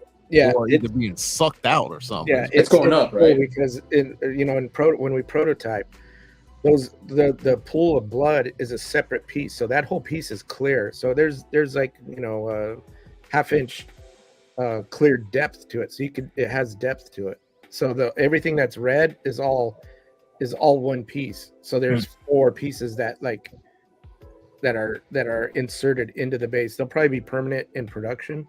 But in when we prototyped, that was all separate and it clipped in. So you get that depth to it, that real depth. But you guys did a great job with the. And then the wing are semi-translucent light. Just in that picture, really shine right to it. Wow. Yeah. That's what I kind of figured when I saw the translucent. It looked like translucent, like it's resin, right? Oh yep. Wow. Yeah. Wow. But Anthony, the blood is being consumed to her, right? It's not dripping. Yeah, it's like going up. It's kind of drawing to her, right? That's what she does. Yeah, it's kind of a reverse drip. It's reverse, right? That's why it's so long and. Okay. Right. That's what I'm saying. Some people are like, no, it's nice. dripping. Yeah, it's a nice artistic effect. Like, have you ever seen like in Aliens or an Alien when they're down by the eggs, the water's like going, it's like dripping up. It's going up, right? Yeah. Kind of a weird aesthetic. I got nothing bad to say about this piece. Some strategically placed LED lighting to get those wings to pop with that translucent. I didn't realize that. Yeah, if you put some light, if you backlit it, they would definitely pop. The way the blood looks, it kind of reminds me of Nightmare on Elm Street, the first movie where Johnny Depp had died in the movie and the blood goes up from the bed. Yep. Yeah, that's cool. Yeah, it's the same effect that we were kind of. It just makes for a nice, a nice visual aesthetic. Instead of just, having it a pool. Yeah, and pool. Yeah, the whole Succubus is kind of like an idea, like. They have more versions that other people have done of a succubus. This is because it's always been like a mythological kind of creature character. It's been in various lore, and this is just our take kind of on her. So you don't need a license, do you? No. This is my part. Oh, jackpot! Good job. The thing that amazed me about this piece, once you guys announced it, it came out really quick after. Where some things kind of get dragged out a little longer. Yeah. Yep. Well, part of it too is since it isn't licensed, we didn't have to hop through a bunch of things to, get it out and to show it. Okay. When we have a license, I don't think people realize when we do it, we have to submit a concept that has to get approved. Once the concept gets approved, we submit the sculpture. Once the sculpture gets approved, we do a prototype. The prototype has to get submitted, and then that has to get approved. So there's 3 stages of approvals with the licensors, whether it's Disney or Disney, Marvel, DC, you know, whomever it may be. So there's a lot of things that drag stuff along, you know, quite a bit. Well, I'm glad she's out. Yeah. One thing, Anthony, me and Fatal always compliment Sideshow on is that you guys do amazing women portraits. The sculpts, the paint, it is off. It is a 10 out of 10 all the time. Yeah. Thanks. Yeah, I mean, that's, you know, not because I'm here. I agree, you know, with that. I mean, you know, we got Will and I mean everybody that's on our team, but Will really nails the female portraits. He does some of my favorite ones, and I don't know if a lot of people know because they don't go by the same last name. But Will and Kat are actually married. They're I didn't know that. Yeah, so you know, wow. It's kind of like a symbiotic relationship because, you know, whether for better or for worse, because Kat'll get in there and paint stuff and like say with like Will's the piece that he did the female, forget Mr. Sin, you know, he killed that piece and Kat was painting it, but it was like, man, she'd be at work and she'd be stressed out, and it's like, you know, they're not leaving, you know, it's not just kept at work, you know, when they get home, you know, I'm sure Will's going like, man, you need to paint it, you need to add more of this, and Kat's probably you need to shut up. You know? Don't you tell me how to paint. I paint. Exactly. So, you know, those two are, you know, it follows them home if they're working on the same pieces. But I mean, they're quite the tag team of talent as far as that goes. Most requested for next year as well. Since y'all brought up some female. They want me to figure out a way to drag Will out there. And this is an old Mark Newman piece. This was sculpted traditionally back in the day. Oh, yeah. I would never sell a traditionally sculpted piece. Yeah. I have this piece in my collection. Actually, I have the prototype in my collection. Yeah. I have. Oh wow, nice. I have the one that Kat painted. So Kat did this one. Yep. Hey, is Kat coming to the? No. No, maybe next year. You know, we can. You know, this is the first year. Let's blow it up, make it fantastic, and then Hey, Marcos, I don't think you'll have a problem with that. Kat painted that one as well. Well, you guys come in. It makes it easy, bro. I just so happen. Yeah. You don't got that at Saz Ventures, do you? That's another beautiful piece for the face sculpt. I don't know if I got it in this. I just happen to have a folder with like. Yeah, this one's another Kat and Will piece. Anthony, I have a question about an older piece. The Laura Croft that you guys did back in the day. Yep. Is that traditionally sculpted? Yeah. Yep. I got that one. Yeah, that one's a nice one too, where she's just kind of. Well, we did two of them. Do you have the one where she's sliding down, or the one? Where she's sliding down and she's got the backpack. She's got a Mac 10. Yep. They're both traditional. Yep. Yeah, so I got this one too. I missed out on this originally, got on the wait list, and it converted, and I didn't hesitate. And I really love the way that the engineering that went into this piece. It was genius, and it's a beautiful piece. Man. Yeah, it looks good. I would have got this one, Fatal, but I'm still in love with the one that they did before. Yep. Otherwise, I know what you're talking about. With the mohawk. Was shaved on the side. Yeah. Now, is that traditional sculpted? No. I still we haven't done a traditional sculpt for a while, over 10 years, I think. Yeah. Okay. Got this one and that was one able to get. I was able to get her autograph, Rosario Dawson, and I think the sculptor is spot on with this. And I thought the pricing. Yeah, that one came out really, really good. The price is great. Yeah. Yeah, and I know there's mixed views on mixed media. Cut and sew. I love cut and sew on certain pieces, and on this piece, I think it that one played out. That one came out great. Tim it works well with it. Yeah. Now, I'm not gonna front and say I wouldn't have liked this lightsaber to light up, but I still think it looks great, and with some properly placed LED lighting, it gives a great effect. Yeah. You need to find a statue, Dr. Fatal. No, I like it. I'm not gonna go and do all that. I got this piece, the Hell on Wheel. Yep. Another beautiful sculpt. That's Will and Cat. I think Will and That's Cat. a beautiful sculpt right there. I love the Hell on Wheels. We got to get Will and Cat on here too, man. Man, definitely. I would love to pick their brains about that. This is because to be a couple, and man, like you said, they're at home talking about this. Like, hey, that's gotta be hilarious. That's gotta be hilarious right now. Could you imagine it? I'm a woman. I know what women how they should look if they're pretty. I'm a man. I know how to judge women. Yeah, right. Yeah, going back and forth. Yep. Yeah. What do you mean? You don't trust my judgment? And that's not what I said. And that's the thing, That's you not know, what it's I like said. it's like those portraits that Cat paints. She, you know, because she is a woman, you know, it's like men when they paint, they'll paint it how they think, you know, it's sexy or whatever, you know.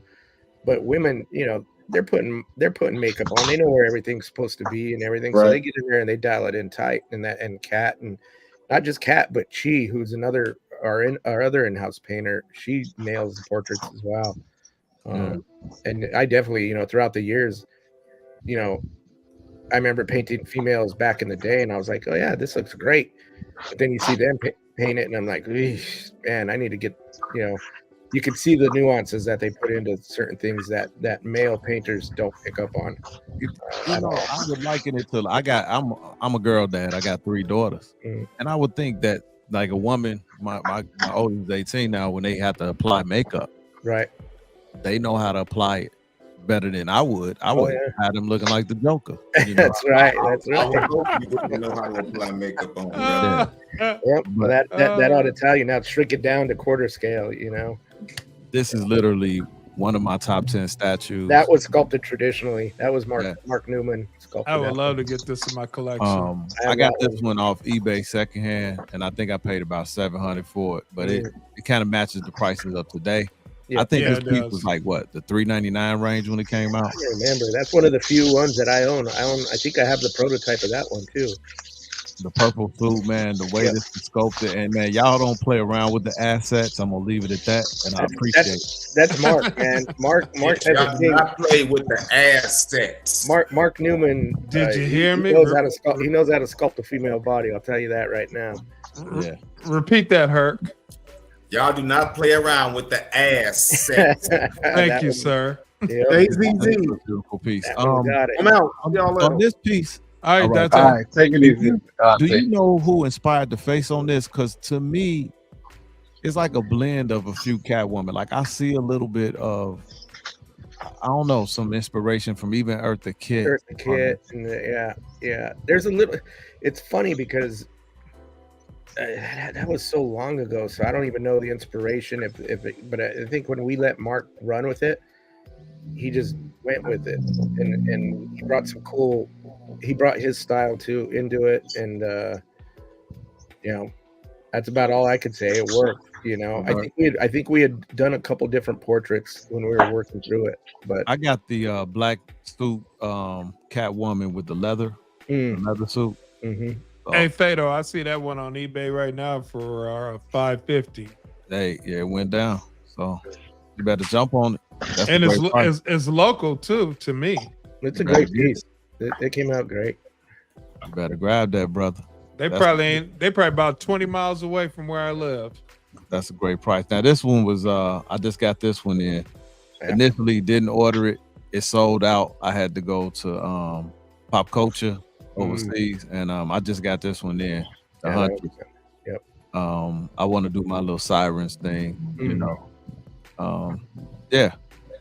And it gave me an excuse to put something in the area my daughters hang out in. So I'm trying to put statues all over the house. I'm trying to finagle. Yep. Yeah, this is another pretty oh boy. Another pretty sculpted that I can't remember off the top of my head. I got this one in as well. Awesome. Yep. Mm-hmm. When she came out, everybody was talking about Fergalicious, and I'm like, that's cool. Whatever. Ain't nothing wrong with that. I like the fishnet that they are. Yeah, fishnet is cool. I thought that about Rogue, that she looked like Fergie. I said that the first time I seen it too, because Will sculpted Rogue, and I was like, I was telling the guys, I go, man, that looks like Fergie. And they was like, what, really? And I go, yeah, look, totally does. And it's not a bad thing. Not at all. It does. It looks, you know. I got all these, and I missed out on the Rogue with the exclusive hair, so I'm kind of bummed. So did I. It still is a nice, great piece. Still my favorite Rogue out there, so I'm happy to have it. But I wish I would have had that hair because the base is so dynamic too. That was an ambitious one to make sure she's pinned into that base and pulling off the gimmick. She's hovering, man. She's hovering over. I could have bought this one when it first came out, but that's when the prices start kind of creeping up a little bit, and I was being cheap, and I said, I'm not paying those $700 for that. They crazy. What happened to $500? They crazy. Those days are gone. Then they got sold out. But then what did they have? Oh, I could think you guys had like a 25% reduced price on it, and I said, you know what? Forget it. I'm gonna just jump on it. So I got a story about this piece. I had to end up getting two by mistake, right? And then I sold it to somebody on Macari, right? I unboxed it, filmed it, and sent him the pictures. He was like, all right, cool. So I mailed it. He gets it in and he says, hey man, the whole leg is broken. And I said, really? It's brand new, brother. And I said, well, send me the pictures. And he would not send me a picture, right? So then he said, forget about it. And then he gave me like a bad rating on Macari. Yeah, he was trying to get me to send him $150. Yeah, right? Get out of here. And I need pictures. Yeah. Pictures Camera. didn't happen. Has a camera in their pocket. They could take a picture. I said, there's no way that this thing leg broke, bro. No way. So that's one of the things about selling. You get scammers that try to scam you both ways. Yeah. The X-Men pieces from Sideshow and the female characters are amazing. You do got another Mystique coming out. Yep. It's kind of like we didn't really get a full reveal on that yet. No, but there's no full reveal yet. I know people have seen it kind of silhouetted. She's sitting down with the gun and kind of with her hand on the computer screen. That's going to be backlit or lit along the edge. So it's like, you know, when you see like those plexi, it looks like a holograph kind of, you know, like you see those plexi menus when they're lit along the leading edge and it lights up the whole edge. There's a really cool effect. The pose that she has reminds me of the domino that you guys did. That's that shadowy thing. That domino that's on the she's on the slot machine. Another piece I hate I didn't pick up. Oh yeah, I got that one. A domino one's nice, man. Yeah, that one's really nice. I mean, I say that, but not all. But it really is nice. Usually, I don't like the characters, the women with the short hair, but that one looks attractive and it came out really nice. Yeah, I ended up grabbing this one later in the game. I was listening to people. There's a lot of people going back and forth with this one when it came out, but yeah, the main thing was like they saying the hair sculpt, but after I looked at it more and more, I was like, you know what, I'm digging this piece, and now it's low stock, so if somebody is hesitating, it's about to sell out. Anthony, did you have a hand on the new Riddler one? Yeah, that's my project. It's actually getting it's in paint right now. You know, as we speak, it's being painted. Wow, that's kind of cool. You know that one's gonna blow it up, right? You know. Yeah, I mean, I think, I think people like it. You know, hopefully. All right. Cool. I wish I could say more, but we know you can't. Okay. Yeah, we know you can't. We don't want you to lose your job. We'll wait till we'll see what comes out at the con. You know. Okay. That one piece that I'm gonna be paying a little bit more for eventually is that Deja Thor's though. Deja Thor's, yeah. Yeah, he gets. Oh yeah, you know it. It's really dope. But you know it. Man, we coming up on that time, but I'm gonna have to cut out here. Spend on the table. I could tell you that 5th scale piece. I think this piece was priced well. Great paint apps. I love the fact that the suit is like it looks like latex. It's painted well like latex. Piece is Very simple, easy to assemble. You just got 2 hair scopes, and then you got this hand with her staff with like a flag on it, whatever. That's it. The Joker head, her head, and the body, of course, goes on top of this human cannon. It's a match, right? It's like a long match. Yeah. Oh yeah. That's. I think that's what it is. Yeah, it's a match. Yeah, it's a long match. Decent strength on the magnets, not too crazy. Some magnets are so strong you might pull it back and then make a mistake. So throw it through the wall. Yeah, Whoa. so good strength on the magnets, but not too crazy, and definitely very vibrant colors on it. You got these ha-has all over it. The cannon looks wood. It's painted like that. Then it's got like on the back where you can light it. It looks pretty realistic. Yeah, I think it's done well. Joker's ties got it like billowing and off of his collar. It looks real cool. Yeah. So who did this one? I'm trying to remember who did that one. That wasn't my project, so I don't recall who who worked on that one. That's good detail, especially for a 5th scale. Mm-hmm. And these fit incredibly well inside like of a Vesta. Mm-hmm. Yeah, it's a smaller size. Yeah, I don't. Everybody on this panel will be at. I'll see you guys next week. That's crazy. Everybody here is going to be at. Everybody here, Anthony, will be there. Yeah.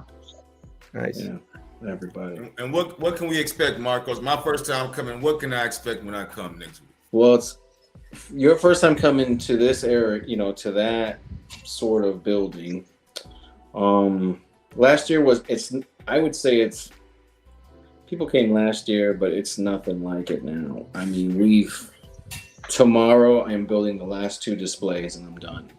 I got a pallet in came today. I got a Sideshow pallet coming hopefully in a couple of days.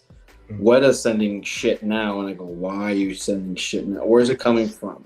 Australia, New Zealand. You think it's gonna get here? And they're talking about 5 sample prototypes. Well, they ain't gonna be here. Not unless they're putting it on a plane.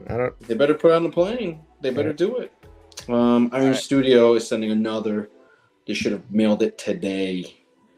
So what do you expect? You're gonna expect. Well, the people who went last year, you're probably gonna see 3 times as much stuff. That's easy. So you're gonna be in a room. You're gonna be in a gallery, man, just full of it's overwhelming a little bit. Your mind, it's just colors, smells. I mean, it's all these colors, man. The colors, statues and boxes, and I try to like hit all your senses, man, like height and width and 1/6 figures and life size things and that's just that's just the materialistic part around you. But what do you expect is going to be a great time, dude? Think of it a mixer expo, meeting everybody you haven't met online, hanging out with artists. You never hang out with these artists. You just can't. Artists will be there. Lots of talk. Lots of mingling. I just completed the last dinner. All the dinners are set. Danny's set from the airport. Martine Canali's set from the airport. They're all set, ready to go. So it's just going to be a crazy time. And I don't know, we can do something after hours too. Just who's going to the bar with me? Let's go. I'll take you. Hey, good time to me.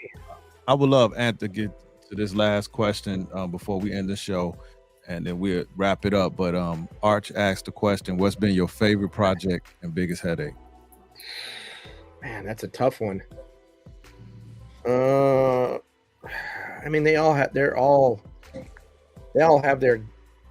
headache parts on them, to some point. But I don't know. That's a hard one. I think like Penguin was a fun one, just because the ones that are the best ones to work on is where you have you're into the concept, you're into the character, the design. You have an artist that you've worked with, throughout the past, a painter that is going to knock it out, and things just start hitting boom, boom, boom, boom, boom. You don't run into problems with licensors that want to change something or whatever. Penguin was a good example of that, and I love how we, as a model builder, I used to always love to kind of I love that idea of doing a diorama or something that slice through where you could see underwater and just give the eye some more visuals to like look at. You're just not looking at the figure. You can like appreciate all of the stuff that's happening. And I think, you know, Penguin was one of those that hit. Even the cut and sew, you know, everything worked out great on that piece. As far as a nightmare one goes, I mean, I don't know. That's a tough one. I think some of the stuff when we do like something that we don't do that often, like a 1-to-1 like figure or something like that, those become it's not a nightmare, but they become very labor intense because it's something that's, you're just not sculpting a small statue. You're having a bigger piece done. And you have to run it through licensors and they got to do their thing and, you know, whatever it may be.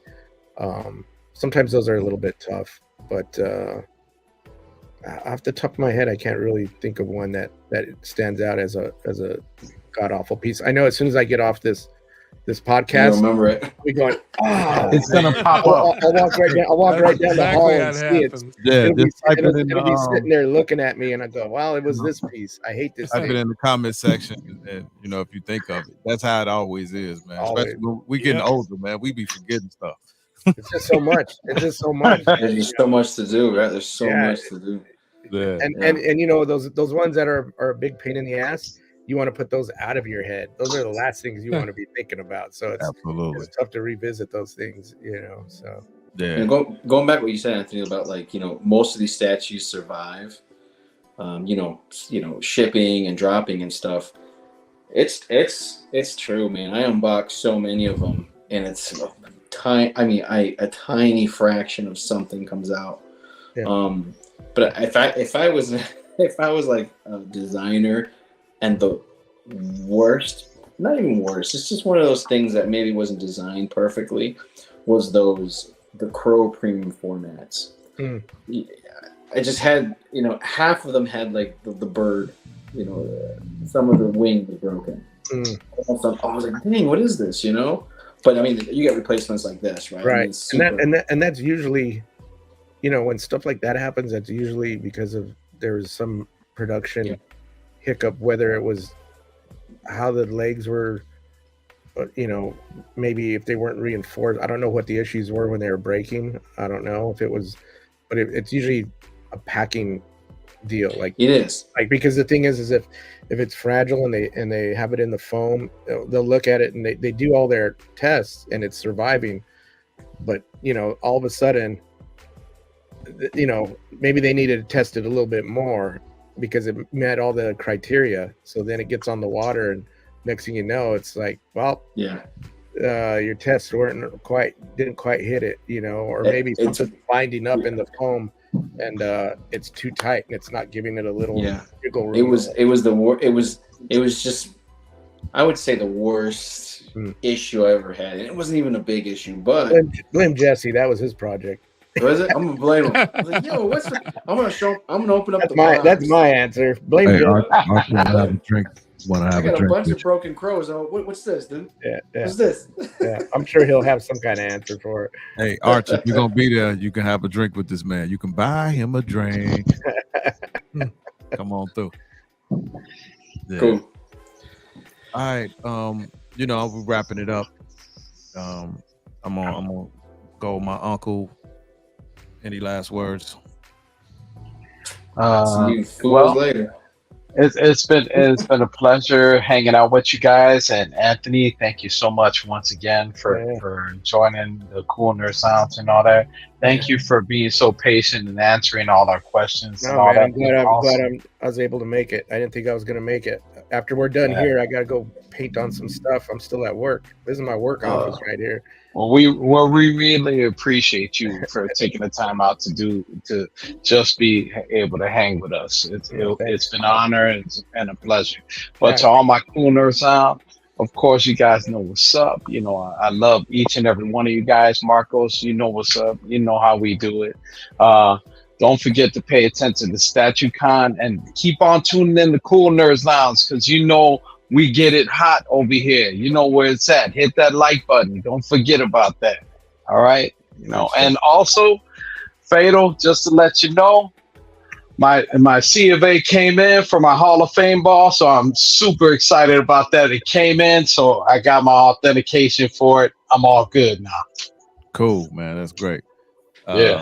Marcos, you know what it is. I'll see you. You know, safe travels.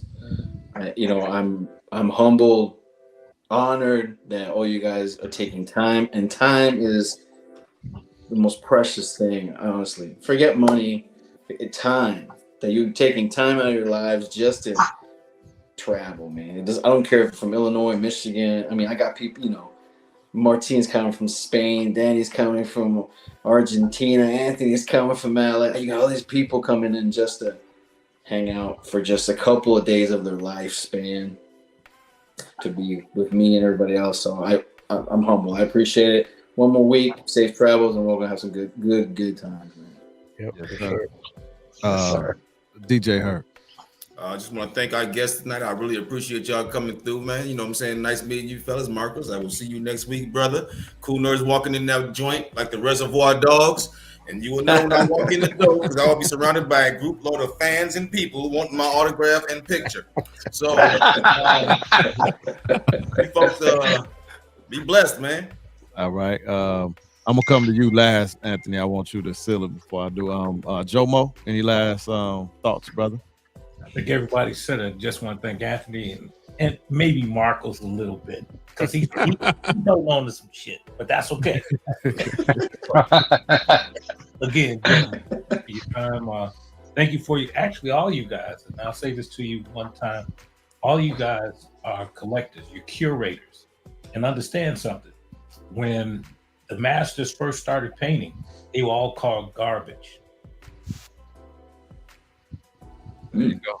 There you go. He always doing that, man. He be dropping them. He be dropping them. He be dropping those, man. He drops them all the time, man. I'm serious.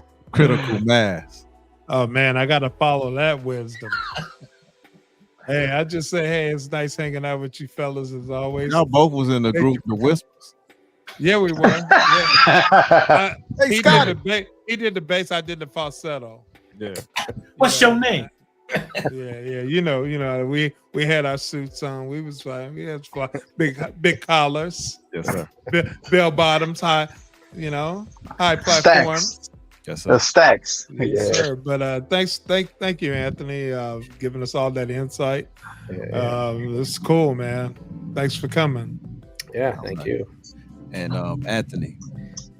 Yeah, man. Hey, thanks for the invite. I'm glad I was able to make it. You know, it's tough because it seems like a lot of these podcasts are coming from the east, and I'm on the west, and it's like I'm just like, man, I'm still at work. So I'm trying to make it, and cutting it. But no, I appreciate it. I appreciate everybody's support of Sideshow and being positive about everything. And I love hearing that because for the longest time, a lot of us, weren't really involved or kind of staying back from a lot of the social media stuff because it gets a little too crazy out there, and it's easy to get the negativity spreading all over and dragging people in a bad way. And as long as things are positive, everybody doesn't have to like everything. That's fine. Nobody's going to have a problem with that. It's just when it gets a little too intense, but this is definitely cool. And, with places like this, you'll see more of us. I think, I've been telling some of the other guys, I've been going like, they heard I was on a couple podcasts and I was like, hey man, you could get on there. You just gotta, you can't freak out if somebody doesn't like something or doesn't, or starts twisting on you, about something. Just be honest and, it's all good. So I don't think that's happened, right, Anthony? I don't think anybody has approached you that way. No. In any of these shows, no. I wouldn't do that to you, bro. I wouldn't do that to you. And if that was going to happen, then guess what? That'd be the last show I'd be on. I'd go somewhere else. But this is all good. I appreciate it, and it's like talking about all this stuff. These are the same issues that I have. Just because I work at Sideshow, about collecting in boxes and what do you collect? As collectors, we all kind of run in the same realm, so it's all good. I love it. So Absolutely. Much appreciated. So it's a little thing that I do here. Oh, there you go. He's about to slow it down and get sexy with Here it. we go. Here we go.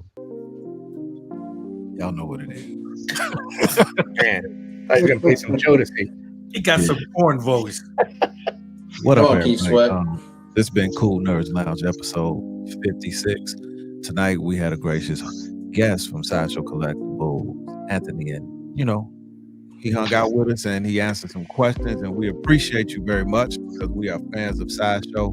And to be able to have conversations with people behind the scenes that are making things happen is great for us, great for everybody in the community, because you're in the shadows, like the Court of Owls, but you are here with us today, and we're looking forward to Statue Con and seeing all the people from Sideshow and everybody else who's coming next week. And on Monday, that'll be the show that is right before the Statue Con. So we'll be doing a giveaway here on the channel. I'll be doing the unboxing next week. I'm trying to do a life-size bust, maybe Harley Quinn, I don't know, that I got in from Sideshow, actually. So join us next week. You don't know, we might have another guest, but we appreciate everybody for coming. And I always end it with a God bless and a good night. This is the KoolNerdz Lounge. Ladies and gentlemen, you know how we do. And we like to send you out with something a little funny. One of my favorite little meme videos. Sexy? Easiest 1, 2, 3. Just let your soul go. Just let it shine through. Just let your soul, baby, feeling oh so silky smooth. Just let it shine through. Just let your soul go. Every time I see this, I want to get